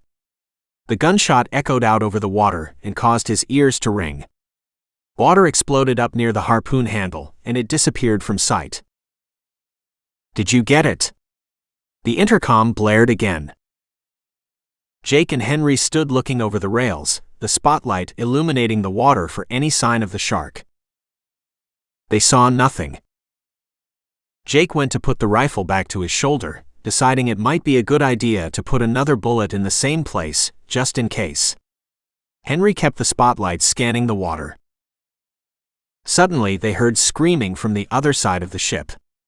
Both men took a second to look at one another before running towards the sound. All thoughts of the shark forgotten. Standing at the front of the ship, they could now clearly see the buoy. And there in the blinking green was a figure standing up and holding tightly to the buoy as it bounced in the bay's current. A figure that was screaming at the top of their lungs to get Jake and Henry's attention. It had to be either Tyson or Aaron, Jake hoped, unable to make out who was doing the screaming. "Why did you stop show?" The intercom began to blare before it cut off, replaced by a nasty grinding noise as the bottom of the ship hit rocky sandbar. Jake grabbed Henry and the rail just as the worst of the shaking began. He knew what had happened, even if he didn't want to believe it. His father, so eager to get the shark, had stopped paying attention to the depth finders up in the control room, and the ship had paid the price. Jake swore if they were lucky, they'd be able to make it to the other side. If they were really lucky, they wouldn't be taking on water when they did. Still clutching the rails, both men were thrown forward as the ship began to list hard to one side. As it did, they both slid down to the lower side. Before he could grab hold of the other man, Henry was thrown hard on the rails and went over. Jake grabbed him just before he went overboard, only to go over with him. Jake had one hand on the rail and the other on Henry, unable to pull himself up, and unable to let go. They hung there tentatively as the ship finished cresting the sandbar. It entered the deeper water with the groan still listing to one side. Jake swore again as smoke began to rise in the back of the ship. And when it didn't right itself, he knew what was happening. The angry lady was sinking, his pride and joy was now taking on water, and there was absolutely nothing he could do about it. Even worse, in a way, all of this was his fault. He looked down at Henry, who met his eyes and nodded. Then, taking a deep breath, Captain Jake Taylor let go of the rail. Chapter 18. Henry panicked as soon as he hit the water. He was all too aware of what was waiting for them down there. He pumped his legs as hard as he could, pushing himself up from the water and back up into the night. For a moment he forgot what it was he was doing as he saw the ship. The angry lady didn't look good. She was listing to a side, and even from where he was, he could tell it was taking on water. Soon, it would suffer the same fate as the yacht it had rescued them from. Cheryl! His mind screamed. His wife was still on the ship, and it was going down. Plus, there's still a shark in the water, he reminded himself, and swam faster. He swam purposely, praying that the shark was far away from them. Even he wasn't optimistic enough to think that any of Jake's shots had hit home. And even if they had, he wasn't sure that anything could stop that shark. Swimming to the listing side of the ship, he was able to grab onto the side rails and pull himself over the side. Water was rising on the deck and pouring down the stairwell that led below. The ship groaned and started to roll harder onto its side. Henry scrambled to hold on, and as it slowed, he made his way to the stairs. He groped around the entrance of the stairway, finding it hard to navigate while the ship sank slowly down on its side. With his hands and arms fully outstretched, he pushed himself down into the darkness of the belly of the ship. "Cheryl!" He called out again, praying for an answer. He waited several seconds for a reply as more and more water rushed past him. Already he could make out a significant amount of flooding in the kitchen area, at least what he could see in the flickering lights. "Cheryl!" He cried out again. "Where are you?" He splashed through the kitchen, feeling like he was in a funhouse the way all the bolted-in furniture angled from the walls. The water was now up to his waist, with more pouring in. Out of the corner of his eye, he saw a red bag. It had a little cross on it. When they had gotten aboard the yacht, he remembered Tyson's safety brief. He had shown them all a bag like this and what it contained: emergency supplies, bandages, water bottles, and more importantly, a flare gun. Yes, Henry thought, that could definitely come in handy. He didn't have much time. He needed to find Cheryl now and get out of here. He grabbed one of the life jackets and put it around his neck. Cheryl might not be able to swim on her own. God knows he hoped she wasn't hurt. "Please, please be okay," he kept muttering to himself. The sound of someone coughing came from down the hall. "Cheryl!" He moved as fast as he could, sloshing through the water with every step. In the back there was a small bathroom. The door had water pouring in, and as he got closer he could hear someone pounding on it. Cheryl was there, looking around wildly, coughing and sputtering through the crack in the door as the water continued to pour in. There was cut on her head, and she looked at him wildly, fear and panic spread across her face. They both knew that if she didn't get out of there, then she was going to drown. "What's happening?" she asked him, still coughing up salt water. "We're sinking," he replied, moving to her and knelt on the other side of the door. As she pushed from below, he pulled, straining against the weight of the water which was now up to his stomach. Even working together, they couldn't get it all the way open, but it was enough, and she was able to slip out. "We need to get out of here," she told him, looking around at the devastation. Henry went over and hugged his wife. She clung to him, and for a moment neither of them ever wanted to let go. But they had to, he reminded himself, because she was right. They needed to get out of here before it was too late. Quickly, he took the life jacket from around his neck and put it over hers. Then he worked the clamps, making sure that it would support her. Cheryl put a hand to the back of her head, and it came away bloody. Unlike the cut in the front, the gash in the back of her head would probably need stitches, which meant there was absolutely nothing they could do about it now. Damn.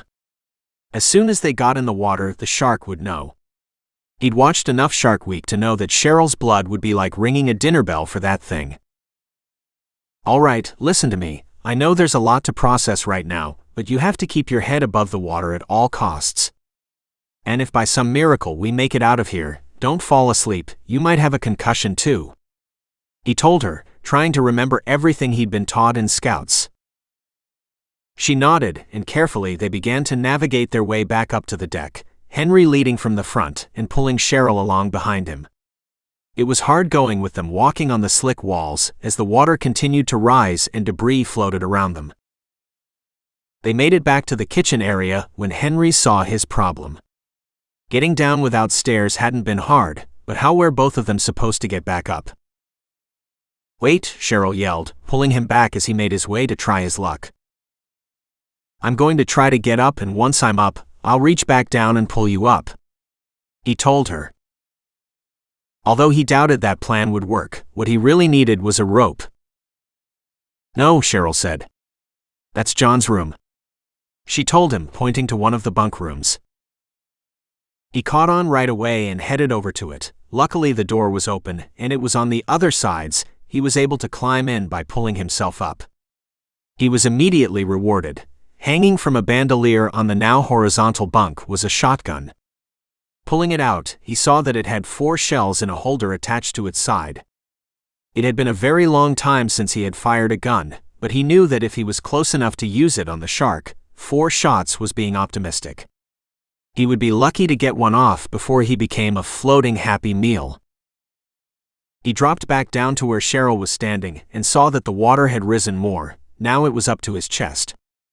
At least it made it easier for them to get out. Getting Cheryl to hold the gun in one hand and grasp onto him with the other, he swam up the stairway as far as he could. Without prompting, Cheryl locked her legs around his back, and Henry grasped the rail on the side of the stairs with one hand and pushed off the bare wall with the other. His outreached hand found a perch, the doorway, and he pulled them up with all his might. As they made it into open water, the ship lurched, the bow plunging downwards, and the control room rose up into the air. Soon the entire doorway and below-deck area was lost beneath the water. Henry could make out figures in the control room, Captain Jake and his father. They'd made it. A loud boom filled the night, and the ship shook violently as the engines blew up. First, all Henry could see was the billowing black smoke, but then he saw the flames that followed it. No time to worry about that now. He knew he had to get out of the water. He just hoped the others had a plan. In the distance, he saw a harpoon handle rise up from the water. He didn't need any more motivation after that. "Hang on," he called to Cheryl. She clung to him.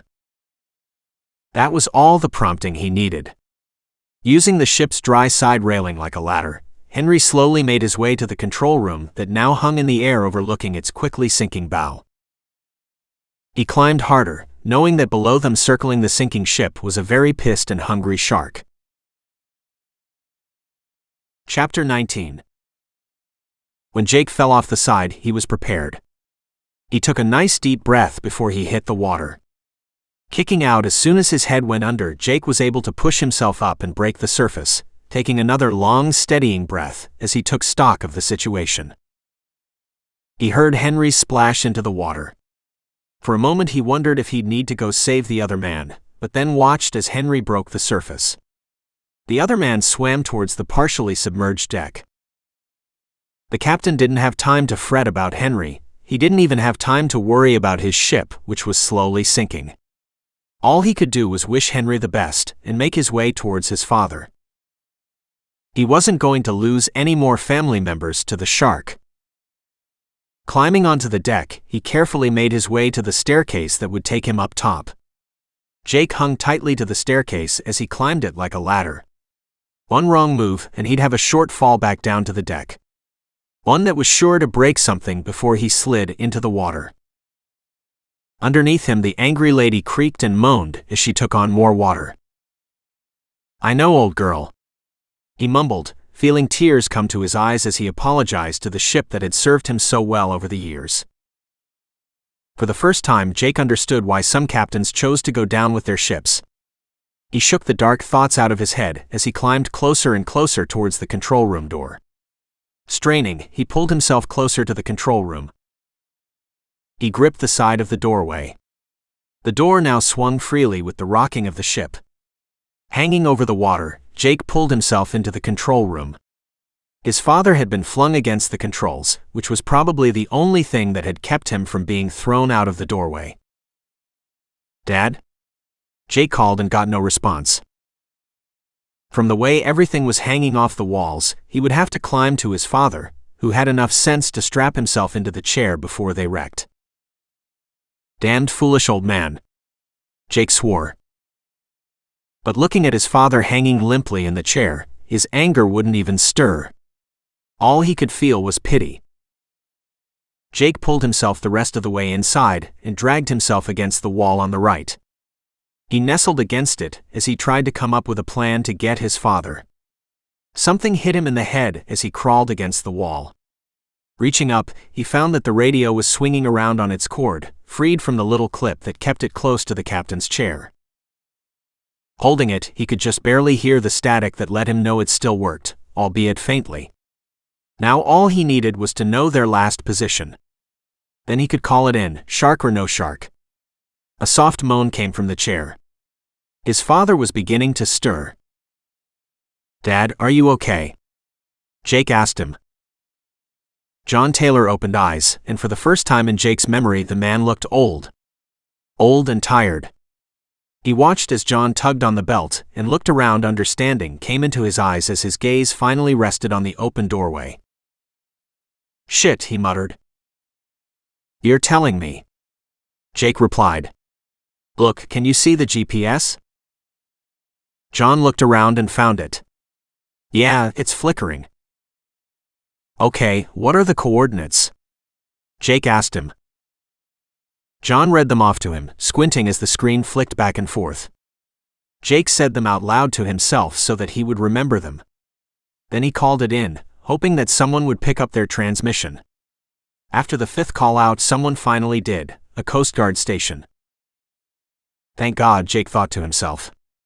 He quickly rattled off their location and situation. Afterward, he let go of the radio. Now they could deal with his father's situation.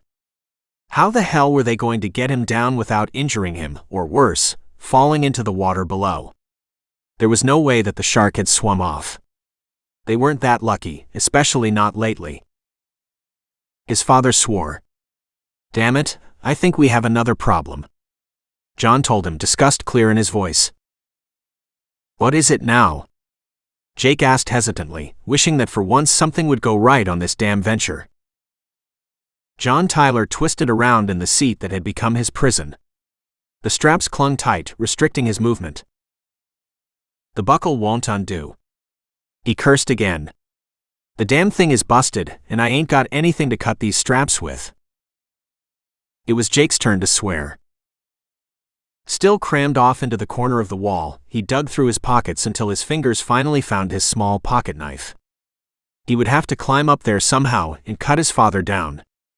All he had to figure out was how to do it in a way that wouldn't send his father falling like a rock out the door into the water below. Glancing at that water, he realized that whatever he was going to do, he would have to do it now, as the water outside the doorway was getting closer. Jake hoped that Henry had found his wife and made it out all right. If the water was this high in the control room already, then the decks below had to be nearly full by now.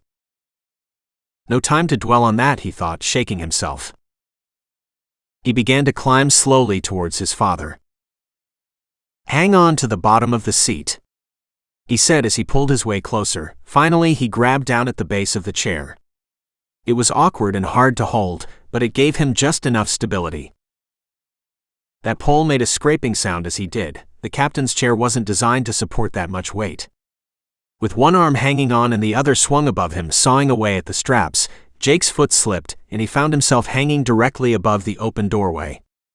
Pulling himself, he was able to get his feet back under him. If his father fell, then it would be both of them taking the plunge. "Jake! Stop!" his father boomed suddenly. Jake stopped mid-saw, shocked at the outburst. "We don't have time for a talk right now." John Taylor made a disgusted sound. "No, damn it, boy, look, my leg's busted. When you cut me down, don't stay behind for me. Y'all just get to the buoy. Okay?" "Dad, what are you going to do?" Jake asked, not understanding what he was hearing. "Doesn't matter. Just agree." John replied evenly, his voice carrying the same stubbornness it had when Jake was a boy. "Okay, but we are going to be fine. The Coast Guard will find us, just don't do anything crazy." Jake replied, and went back to sawing at the strap with the knife, wondering if he actually believed any of the words he just said. He finally cut through. His father dropped, and now they both clung desperately to the captain's chair. The metal pole screeched and the chair sagged some, but it held. Two figures were suddenly in the doorway, clinging to it for dear life. Jake couldn't believe his eyes. It was Henry and Cheryl. Henry's eyes were as wide as a saucer. The sharks circling below. The words hammered their way around Jake's mind as the chair squealed once more. Chapter 20. The ship rocked again before settling. Now it was sinking in earnest. Soon the whole thing would be underwater. If they were going to do something, they had to do it now. Cheryl and Henry clung to each other in the side of the wall, both doing their best to stay out of the open doorway. No one wanted to get in the water until they absolutely had to. Henry thought, but they'd have to do it sooner or later. The look on Jake's face told him the same thing. The older man was grim and drawn as he slid down from where he was hanging onto the captain's chair to where Henry and Cheryl perched against the wall. "We are going to have to jump," Henry said as Jake joined them. Jake nodded and then motioned at what was hung over Henry's shoulder. Remembering the shotgun, Henry slid the strap of his arm and handed it to Jake. He figured that the captain would be able to put it to better use than he could. Besides, he still had the flare gun if he needed to scare the shark off. "I know, but when we go, it has to be at the same time," Jake replied after he finished looking the gun over. "It's the only way any of us will have a chance." "A chance at what?" "Getting eaten," Cheryl retorted angrily. "Girl's not wrong," John told them. "Look, I'm not going to make it swimming. Hell, my legs pretty much give out as it is. Least I can do is buy you all some time." The others looked at him. Henry and Cheryl didn't say anything. Henry watched as different emotions played out on the captain's face. Grief, anger, acceptance. Finally, he spoke up. "No, John, that's crazy," Henry said, even though he was more or less in agreement with the old man. He didn't like it, the idea of leaving someone behind, but he reminded himself that Cheryl and him wouldn't even be in this mess if it weren't for John. And Tim would still be alive. Jake still hadn't said anything. They watched as he just kept staring at his father and shaking his head. The ship rocked violently, and the water on the other side of the doorway started getting closer. Jake gave his father an awkward hug.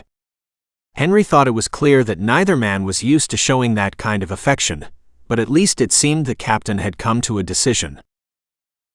John and Jake looked at each other, neither one of them seeming to trust giving a voice to what they were feeling.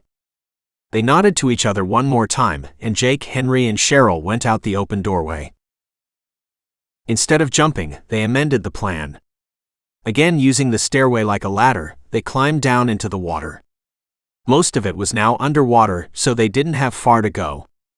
The bow of the ship was still visible. It was a decent swim, but they could ride it down without having to worry about drowning. The only thing they had to worry about was the shark. The cold, dark water eagerly greeted them. Henry swam as fast as he could towards the other end of the ship. Henry knew there was no time for subtlety.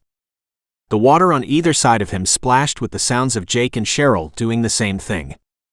There was no doubt in his mind that the shark still circled the slowly sinking ship. He just hoped it hadn't spotted them yet. The flare gun was safe in a box and tucked into his lower back, his belt keeping it in place. Once they skirted the bow, they could then fire the flare from the top. It was their best bet to hopefully get some help. That was, of course, if there was anyone around to see it. Henry thought miserably. The bow was closer now. The only way on it would be to climb the rungs up the side, and Henry couldn't help but view them as some sort of hellish monkey bars. Henry got to it first and began to climb, pulling himself out of the water and upwards along the side of the angry lady, for what he hoped would be the final time. It was hard going hanging vertically and propelling oneself forward, especially while trying to clutch the box with the flare gun to his lower back. If that fell, they might as well be lost. Henry's first sign of trouble was Cheryl's cry. "Captain Taylor," she shouted, "hurry!" Looking back as far as he could, Henry still couldn't tell what was going on. He had no choice but to continue upwards. The captain, on the other hand, was scrambling to get out of the water. He had pushed Cheryl up ahead of himself, and was now having a time getting up. The bars were wet, and so were his hands, which wasn't a very good excuse, but the captain couldn't seem to grasp them. His hands were slipping and sliding, and he couldn't stop thinking about his father all alone in the control room, waiting to die. When Cheryl screamed his name, he knew he was in real trouble. From the terror he heard in her voice, he didn't even have to wonder about the cause of her distress.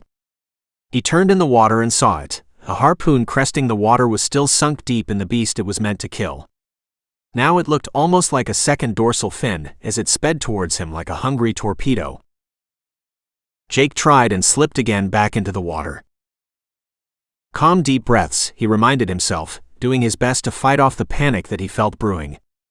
He was a seafaring professional, and he wasn't going to die like this. That thought slowly became a mantra as the shark barreled through the water towards him.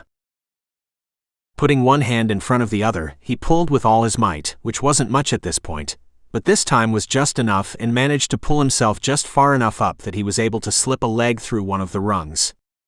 Using that leg, he pushed up and caught another, and was now climbing it like a ladder, if you climbed them upside down. He took a quick glance at the shark below, which had decided to circle under them, a death sentence for anyone who slipped and fell. He climbed higher, taking his time as best he could, and gripping tight at the rungs when the ship shook. It wouldn't matter if they got to the top of this damn thing or not. By the time anyone responded to the flare, this ship would be beneath the water and they would be shark food. He felt the panic coming back.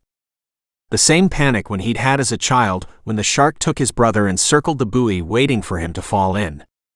Now he was in that same position. And the shark knew it had all the time in the world.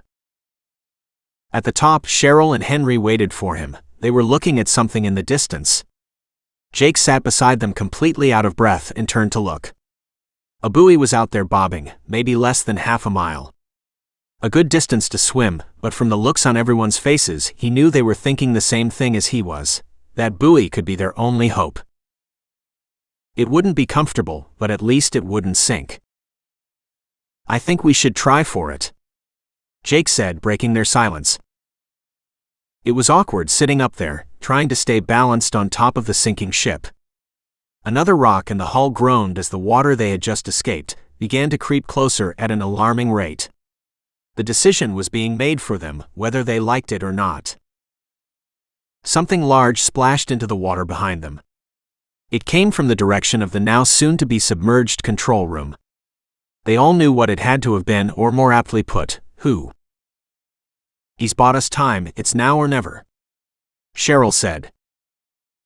The others nodded in agreement. "Trade me," Jake said to Henry, pointing at the flare gun box he still carried. Sure, Henry was happy to lighten his load. He didn't really know how to use the thing anyway. "Now or never, you two," Jake told them. Cheryl and Henry jumped and began swimming as hard as they could towards the buoy. Normally Jake would have told someone swimming even a small distance like that to be careful not to overexert themselves, but in this case, drowning would be the least of their worries. He opened the flare gun box and loaded the gun. It had over 6 shots in the box. When he'd bought it for the ship, he never thought he'd actually have to use it. From way up on his perch overlooking his sinking ship, Captain Jake Taylor of the Angry Lady kept his eyes peeled for man-eating sharks swimming below him. Then holding the flare gun above his head, he pulled the trigger and lit up the night. Chapter 21. John Taylor felt more tired than he had ever felt in his entire life. He was so used to being full of anger or rage when he saw the water, but now as he looked down at the waves, he only felt relief. It was all finally coming to an end. The fight that he'd dreamed about for so long was finally here. With one more steadying breath, he took the plunge out the door. Gripping the shotgun tight to his chest, he hit the water and immediately kicked up, pushing himself up above the water so he could see the threat when it came. Because one way or another, the shark would come for him. John just hoped his son would understand. There was so many things left unsaid between them. If only there had been more time, but he knew that it wouldn't have done either of them any good. At the end of the day, the Taylor men were just as stubborn. Jake had turned out a lot like him, no matter how much they'd tried to raise him to be otherwise. John smiled at the thought of his son so much like himself. He knew that he'd understand why it had to end like this. Swimming through the water, his busted leg was causing him more trouble than he'd thought it would. Mentally, he tried to push past the pain as he made his way to what was left of the angry lady's once proud deck. Most of it was completely underwater now, but there was enough left that he could at least stand upright. It was the only way he was going to have a chance to send this shark on a one-way ticket to hell. John didn't try swim silently. In fact, he did the opposite, splashing loudly and making as much sound as possible. He wanted to get its attention. If he couldn't stop it here and now, then he could at least buy the others some time while they tried to get to safety. His fingers brushed against the deck of the almost fully submerged vessel. He did his best to keep his back to it and began to push himself up with his legs. Taking the safety off, he racked a shell into place. Raising the shotgun, he aimed it at the shark. The shark was a dark gray torpedo shooting towards him. He fired as it crashed into him. A chunk of its side blew out, but the beast didn't waver. The recoil from the shotgun pushed him backwards and made him lose his already precarious footing. "Fuck you!" John screamed in the water as the shark smashed into him. He roared in pain as its jagged saw-like teeth sank into his thigh, ripping and tearing as the beast tried to take his leg off. His hand trembled a little as he pulled the knife from his pocket. From both age and fear, John didn't need to be a doctor to know he was dying. It was an old folding knife, but it would work fine for what he wanted it for. "I hope it hurts, you son of a bitch," John yelled, grabbing the shark by the harpoon to pull himself higher up. He gazed into the shark's lone dead black eye and shoved the knife in as far as he could. He was already dizzy from the pain and blood loss, and as the shark shook him again, he dropped the knife before he could stab it again. John tried to twist the harpoon handle, doing anything in his power to try and hurt the shark, but the world was fading as his weak, trembling hands fell off of the harpoon handle, and the shark dove down, taking John Taylor with him. Chapter 22. As Henry plunged into the water off the bow of the once proud ship, all he could feel was an overwhelming sense of dread. His heart pounded in his chest and felt like it was about to jump right out of his skin. Breaking the surface, he started swimming towards the buoy. Cheryl was ahead of him. She'd hit the water first and had immediately started swimming. The water was rough and fought against them as they made their way. Already, Henry was feeling the adrenaline he'd had earlier start to fade. Cheryl had started to slow down too. Both of their paces became much slower as they fought the current. He just hoped it was getting closer, and it wasn't just his imagination. The buoy was an unwavering beacon of light in the distance. A distance they may have somewhat misjudged when jumping overboard, but now they had no other choice but to stay the course. "Don't slow down, and whatever you don't stop," Cheryl shouted back at him as she continued to push forward. Just then a gunshot echoed out across the water. It had come from behind them. They both slowed, but there wasn't a follow-up. Henry didn't want to think about what that meant, so with grim determination and newfound fear, he continued towards buoy. Was Jake in the water? He hadn't heard another splash. Maybe the captain had decided to go down with his ship after all. Or maybe something got him before he had the chance to get away. Henry didn't like that thought, not one bit, especially the flicker of hope that came with it. The guilty, shameful hope that the deaths of the Taylors would buy Cheryl and him enough time to get away. The buoy was close now. Close enough that they'd soon be able to climb up, but Henry was downright exhausted, and if he wasn't careful, the current would start pulling him away. From the sounds of Cheryl's ragged breathing, she was feeling the same way. These last few days had put both their bodies through the ringer, and neither of them had been in that great of shape in the first place. Sure, they fit in slim clothes, but that didn't mean they could swim miles in a single go. They were now side by side, almost pulling each other along. As they got closer, they could see someone on top of the buoy, shouting and jumping and waving to them. "Over here. Come on guys, you're almost there." Henry wanted to shout back, but if he stopped now, he didn't know whether or not he'd be able to start swimming again. They could hear the man on the buoy yelling, "Hurry up! Get out of the water!" Jumping up, the figure on the buoy pointed out towards the water. Henry's heart started hammering again, reminding him what he'd been so afraid of in the first place. "It's coming!" the man shouted again. Those words sent a surge of adrenaline running through both Henry's body. He felt his breathing quicken and he tried not to panic. Panicking now would only get him killed. The buoy was right in front of them, so he refused to look back. He felt like if he did that, it would be the last thing he ever did. As they neared the buoy, hands came down. The figure standing on it began to help them. Henry pushed Cheryl ahead of him, making sure that she was the first aboard. He boosted her up, and the person on the buoy quickly pulled her over the side. Henry was next, and for a minute he didn't think he was going to make it over. His feet kept sliding on the side of the buoy, and he was worried that his attempts to get up would pull the other man in. The man yanked hard. It felt like Henry's arms might pop out of their sockets, but the next thing he knew, he was lying on the floating buoy beside his wife. "Looks like none of us succeeded then," the man said solemnly. Henry sat up, hugging himself to the cramped platform beside Cheryl. The voice sounded familiar. And as his vision cleared, he got a good look at the other man and instantly recognized him. "Tyson?" Henry asked, not quite believing his eyes. Tyson sighed, "Yeah," looking just as shocked as they were. Cheryl sat up staring at him. "But how?" Tyson shook his head and spat, his gaze looking out over the water to the now retreating fin and harpoon handle. "How do you think?" he asked them bitterly. A silent pall settled over them as they absorbed his words. "What about Captain Jake?" Cheryl asked them. They all looked back toward what was left of the ship. "He made his choice," Henry said. "Now we can only hope that he survives it. He's got the flare gun though, and he's no doubt a stronger swimmer than us three," Henry said, thinking about it. Cheryl groaned. "Do you really think a flare gun is doing to do him any good in the water?" Tyson sighed. "She's right. Hell, he's just as likely to shoot himself by accident than he is to hit the shark if it comes up under him." Henry felt the last of his hope for Jake Taylor's survival leave him. He had really hoped the captain would make it.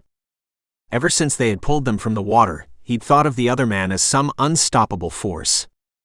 Until he'd seen him lose again and again to that damn fish. Henry started laughing then, all the adrenaline fleeing from him as he succumbed to his own mirthless hysterics. The others stared at him. "What's so funny?" Cheryl asked. "It's a fish," Henry sputtered. "A big goddamn fish. And the fucking thing has us swimming and screaming all over the ocean, a fucking fish. Nothing more." He finished staring at them, finally calming himself down. Tyson spat out into the water again. "You're right, nothing but a big scary-ass fish. I tell you one thing, I'm going to be eating a lot more seafood in the future. Just to be petty," the bigger man said with a laugh. Cheryl just shook her head. "I'm going to get my ass into the gym swimming laps. I didn't realize how out of shape I've gotten until this.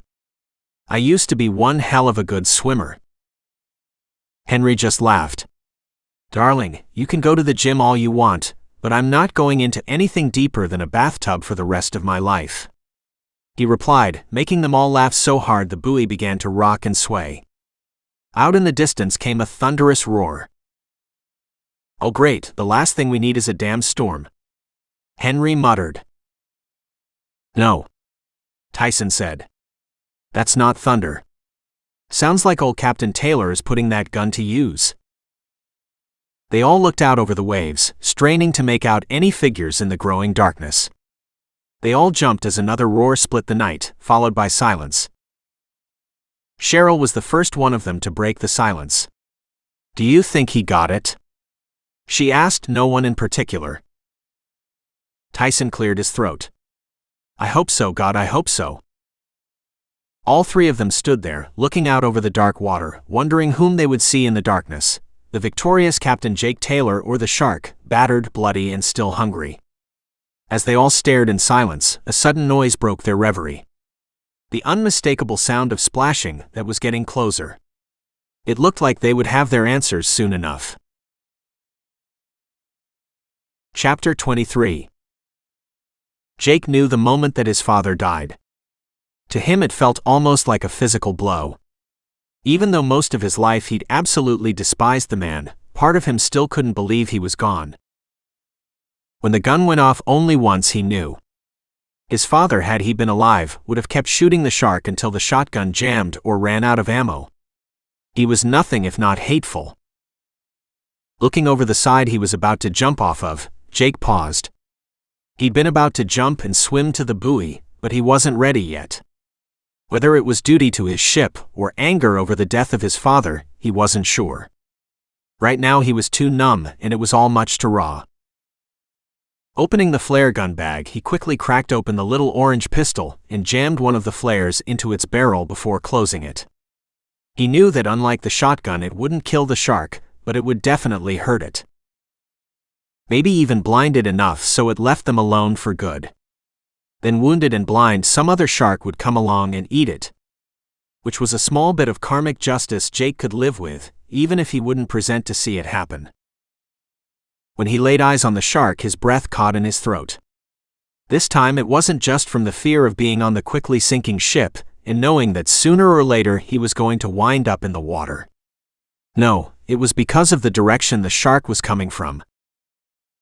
The harpoon handle, at least what was left of it, stuck out of the water coming from the direction of the buoy. Jake swore loudly. The damn thing had cut off his escape, trapping him on the ship until he had no choice to get in the water. He couldn't outswim a shark, even a wounded one could do laps around him in the water. Did Henry and Cheryl make it? He couldn't help but wonder. He hadn't heard any screams. God, he hoped they did. He prayed he wasn't the only one left. If he were, there was a very good chance that the story of what happened here would die with him. He didn't want to think that way, but even he knew that, no matter how long he'd been on the water, and how good of a swimmer, on his best day, there was no chance in hell he'd be able to outswim a shark. How could one shark do all this? He thought, and wondered for the first time if they weren't really hunting for some sort of monster after all. And just like Ahab, they'd lost everything in the pursuit. And like Ahab, it wasn't on the whale. His father and him had brought this down upon everyone. In their need for revenge, they'd let their arrogance drive them to ruin. Too late to wallow in pity now, he watched as the harpoon got closer. He could barely make out the large dark body gliding through the water, getting closer to where he waited. Soon he'd have to make his move, and he'd only get one chance to make this work. One chance to live. Jake wrapped his legs around the top of the rails and straddled the sides. He aimed the flare gun and cocked the hammer back. He almost pulled the trigger by accident as his wet boots slipped on the slick metal rails, almost throwing him off into the water. Saving himself in the nick of time, he restudied his aim. The harpoon got closer. The shark seemed to be swimming different. Slower, that was it. Apparently his father had hit it after all. Good for him. He hoped it would be enough. He felt sweat drip down his face. His nerves were beyond frayed at the thought of failing this one job, of failing to finally end the existence of the creature that had haunted his dreams since he was 12. The same creature that had torn his brother to pieces in front of him. The harpoon was now within shoot distance, with the shark circling near where Jake was perched, as though it knew he was up there. Bile rose up into his throat as he realized in horror that the shark wasn't circling waiting for him. It was looking for leftover pieces of his father. All this death and the shark wanted more. He felt his finger tense on the trigger, but it was still too far away, and it would be foolish to waste a shot. No matter how badly he wanted to take it. Steady. Steady now, he thought, as it came closer and closer, slowly weaving around the top of the water. The shark headed towards him, and as it slowly came to the surface, he fired the flare gun. With a hiss and pop, the flare shot across the night, a glowing arc of phosphorescent flame that slammed into the side of the shark. He watched in wonder as the great beast thrashed and splashed before diving down into the water. The flare burning out with an angry hiss. "Take that, you son of a bitch!" He laughed, quoting one of his favorite movies. He doubted that something like that would be enough to kill it, but he knew that it had hurt it and hurt it bad. That was enough for him.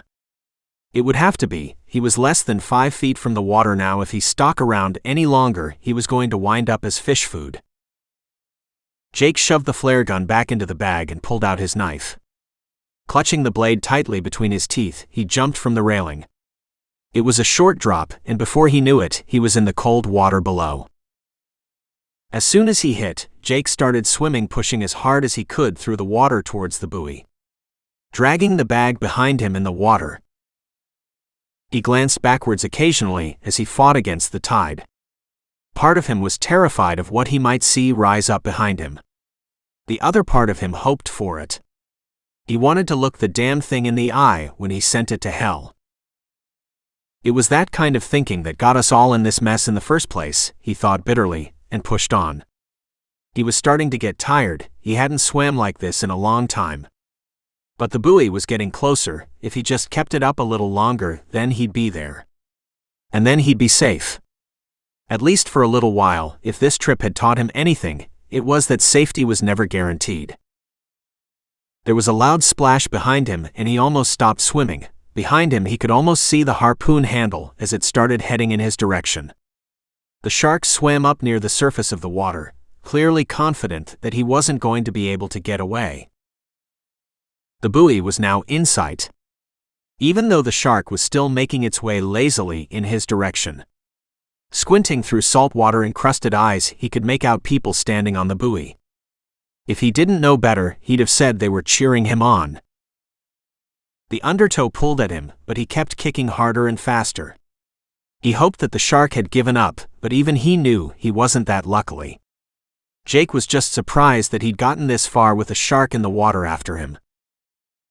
That thing was too hateful to die, he decided as he neared the buoy. He was shocked to see the people on it waiting for him. Especially Tyson, who deftly pulled him up over the side. Questions that would have to wait, as Cheryl pointed behind them and started to scream. Chapter 24.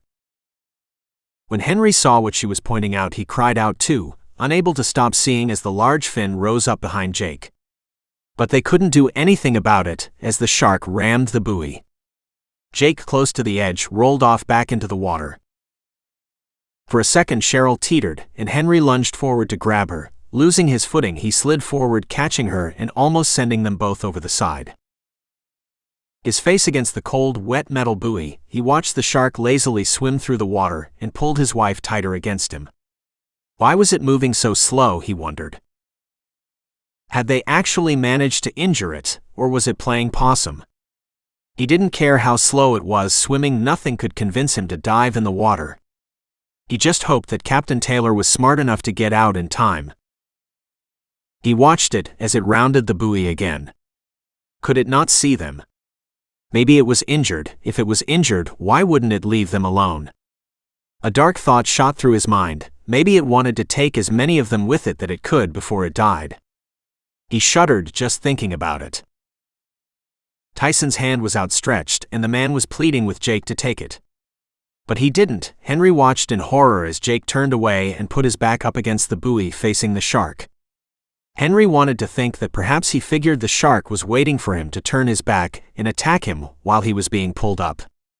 But he doubted it. He couldn't help but figure that Jake saw his opportunity for revenge and decided to take it. Henry could only watch as the harpoon rose up and was then followed by a fin. The fin got closer and closer as the shark headed straight towards Captain Taylor. In the water, Jake could feel those dead black eyes on him as he slowly paddled backward, pressing his back up against the buoy. He'd already tossed the flare gun up over the side. They'd have a chance, he'd made sure of it. Doing his best not to splash or struggle too much in the water, the last thing he wanted was to give that thing a clear line to strike.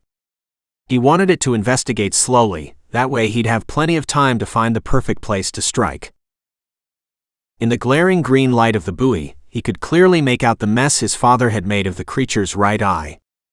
He could also see the pepper marks that spattered its thick skin, and the burns following that. The beast's flesh was in tatters and looked like something out of a horror movie. He couldn't believe that it was still alive. Well, at least he had hit it, much good that did him. Blood leaked out of the wounds. As it swam closer to him, Cheryl, Henry, and Tyson all clambered towards the side of the buoy. They shouted and smacked the sides, anything to turn its attention to them. But they didn't realize that Captain Jake Taylor was exactly where he wanted to be. The shark was heading in his direction, and he brandished the dive knife in its direction. He only had one chance at this, he just hoped that he'd live long enough to take it. As far as plans went, it was a shitty one, and if he told the others they would have tried to pull him out against his will. If he was honest, he wouldn't have blamed them. Part of him even wanted to let them, but this had to be finished. It was the only way that it was ever going to stop. And he was going to stop it here and now, he swore mentally. It headed straight towards them. Without warning, it sped up. The shark's lazy swim erupting into a thrashing as it shot through the water like a torpedo towards. He braced himself as he watched rows and rows of jagged teeth rise out of the water heading straight towards him. Everyone screamed on the buoy, screamed. Jake may have too. But he wasn't sure. All the air was forced out of his lungs as the shark crashed into him. Its teeth ripping into his stomach as he brought his arms around and jabbed the knife as hard as he could into the shark's eyes. Its head dove down, tearing into him as he hung onto the knife, not giving in to its attempt to throw him off. Blackness creeped into the edges of his vision as he fought to hang on. He was too close now. His thumb found the button on the side and pressed it down. The compressed air stored inside shot out, and there was a little pop, followed by a meaty explosion of gore as parts of the shark's head blew apart. Suddenly the tension against him seemed to ease as the shark stopped pressing itself into him. The jaws of the great beast were still locked on him, thought, not that he minded. Jake couldn't feel it anymore anyway. The darkness now crowded his vision. With his hands still on the knife, Captain Jake Taylor drifted off to eternal sleep. "Oh my God!" Cheryl exclaimed from the buoy as Henry, Tyson, and her watched Jake and the shark, now entwined with each other in death, slowly sink down into the water, fading out of sight from the eerie, flashing green light. Henry watched in horror, wondering why the other man had chosen such an end, before realizing that maybe this was the only way it ever could have ended. The shark never would have stopped, and even if he had left this time, a man like Captain Jake Taylor never would have been able to live with himself knowing that the shark was still out there. On the buoy he clutched his wife while Tyson kept an almost silent vigil, looking out over the water. He'd already fired off a couple flares. Soon they'd be rescued and put it all behind them. "They'll reappear soon," Tyson told them. Henry didn't need to ask who he was talking about. "But I hope they don't. He would have liked a water burial, I think." "Yes, maybe it's best if they don't," Tyson said again, almost to himself. "What do you mean?" Cheryl asked him. Tyson shrugged. "No one is going to believe a shark is responsible for all of this, even if they find the remains." Henry nodded. Maybe they wouldn't. But he decided he didn't care if anyone believed them. He'd tell the truth as he knew it. The two Captain Taylors deserved that much, and so did the victims of the shark. He leaned against the buoy's tower and, pulling his wife close, he closed his eyes, feeling her warmth and taking comfort in it, as he heard the unmistakable sound of helicopter engines in the distance. Right now he was just happy to be alive. Everything else would sort itself out later. It had to.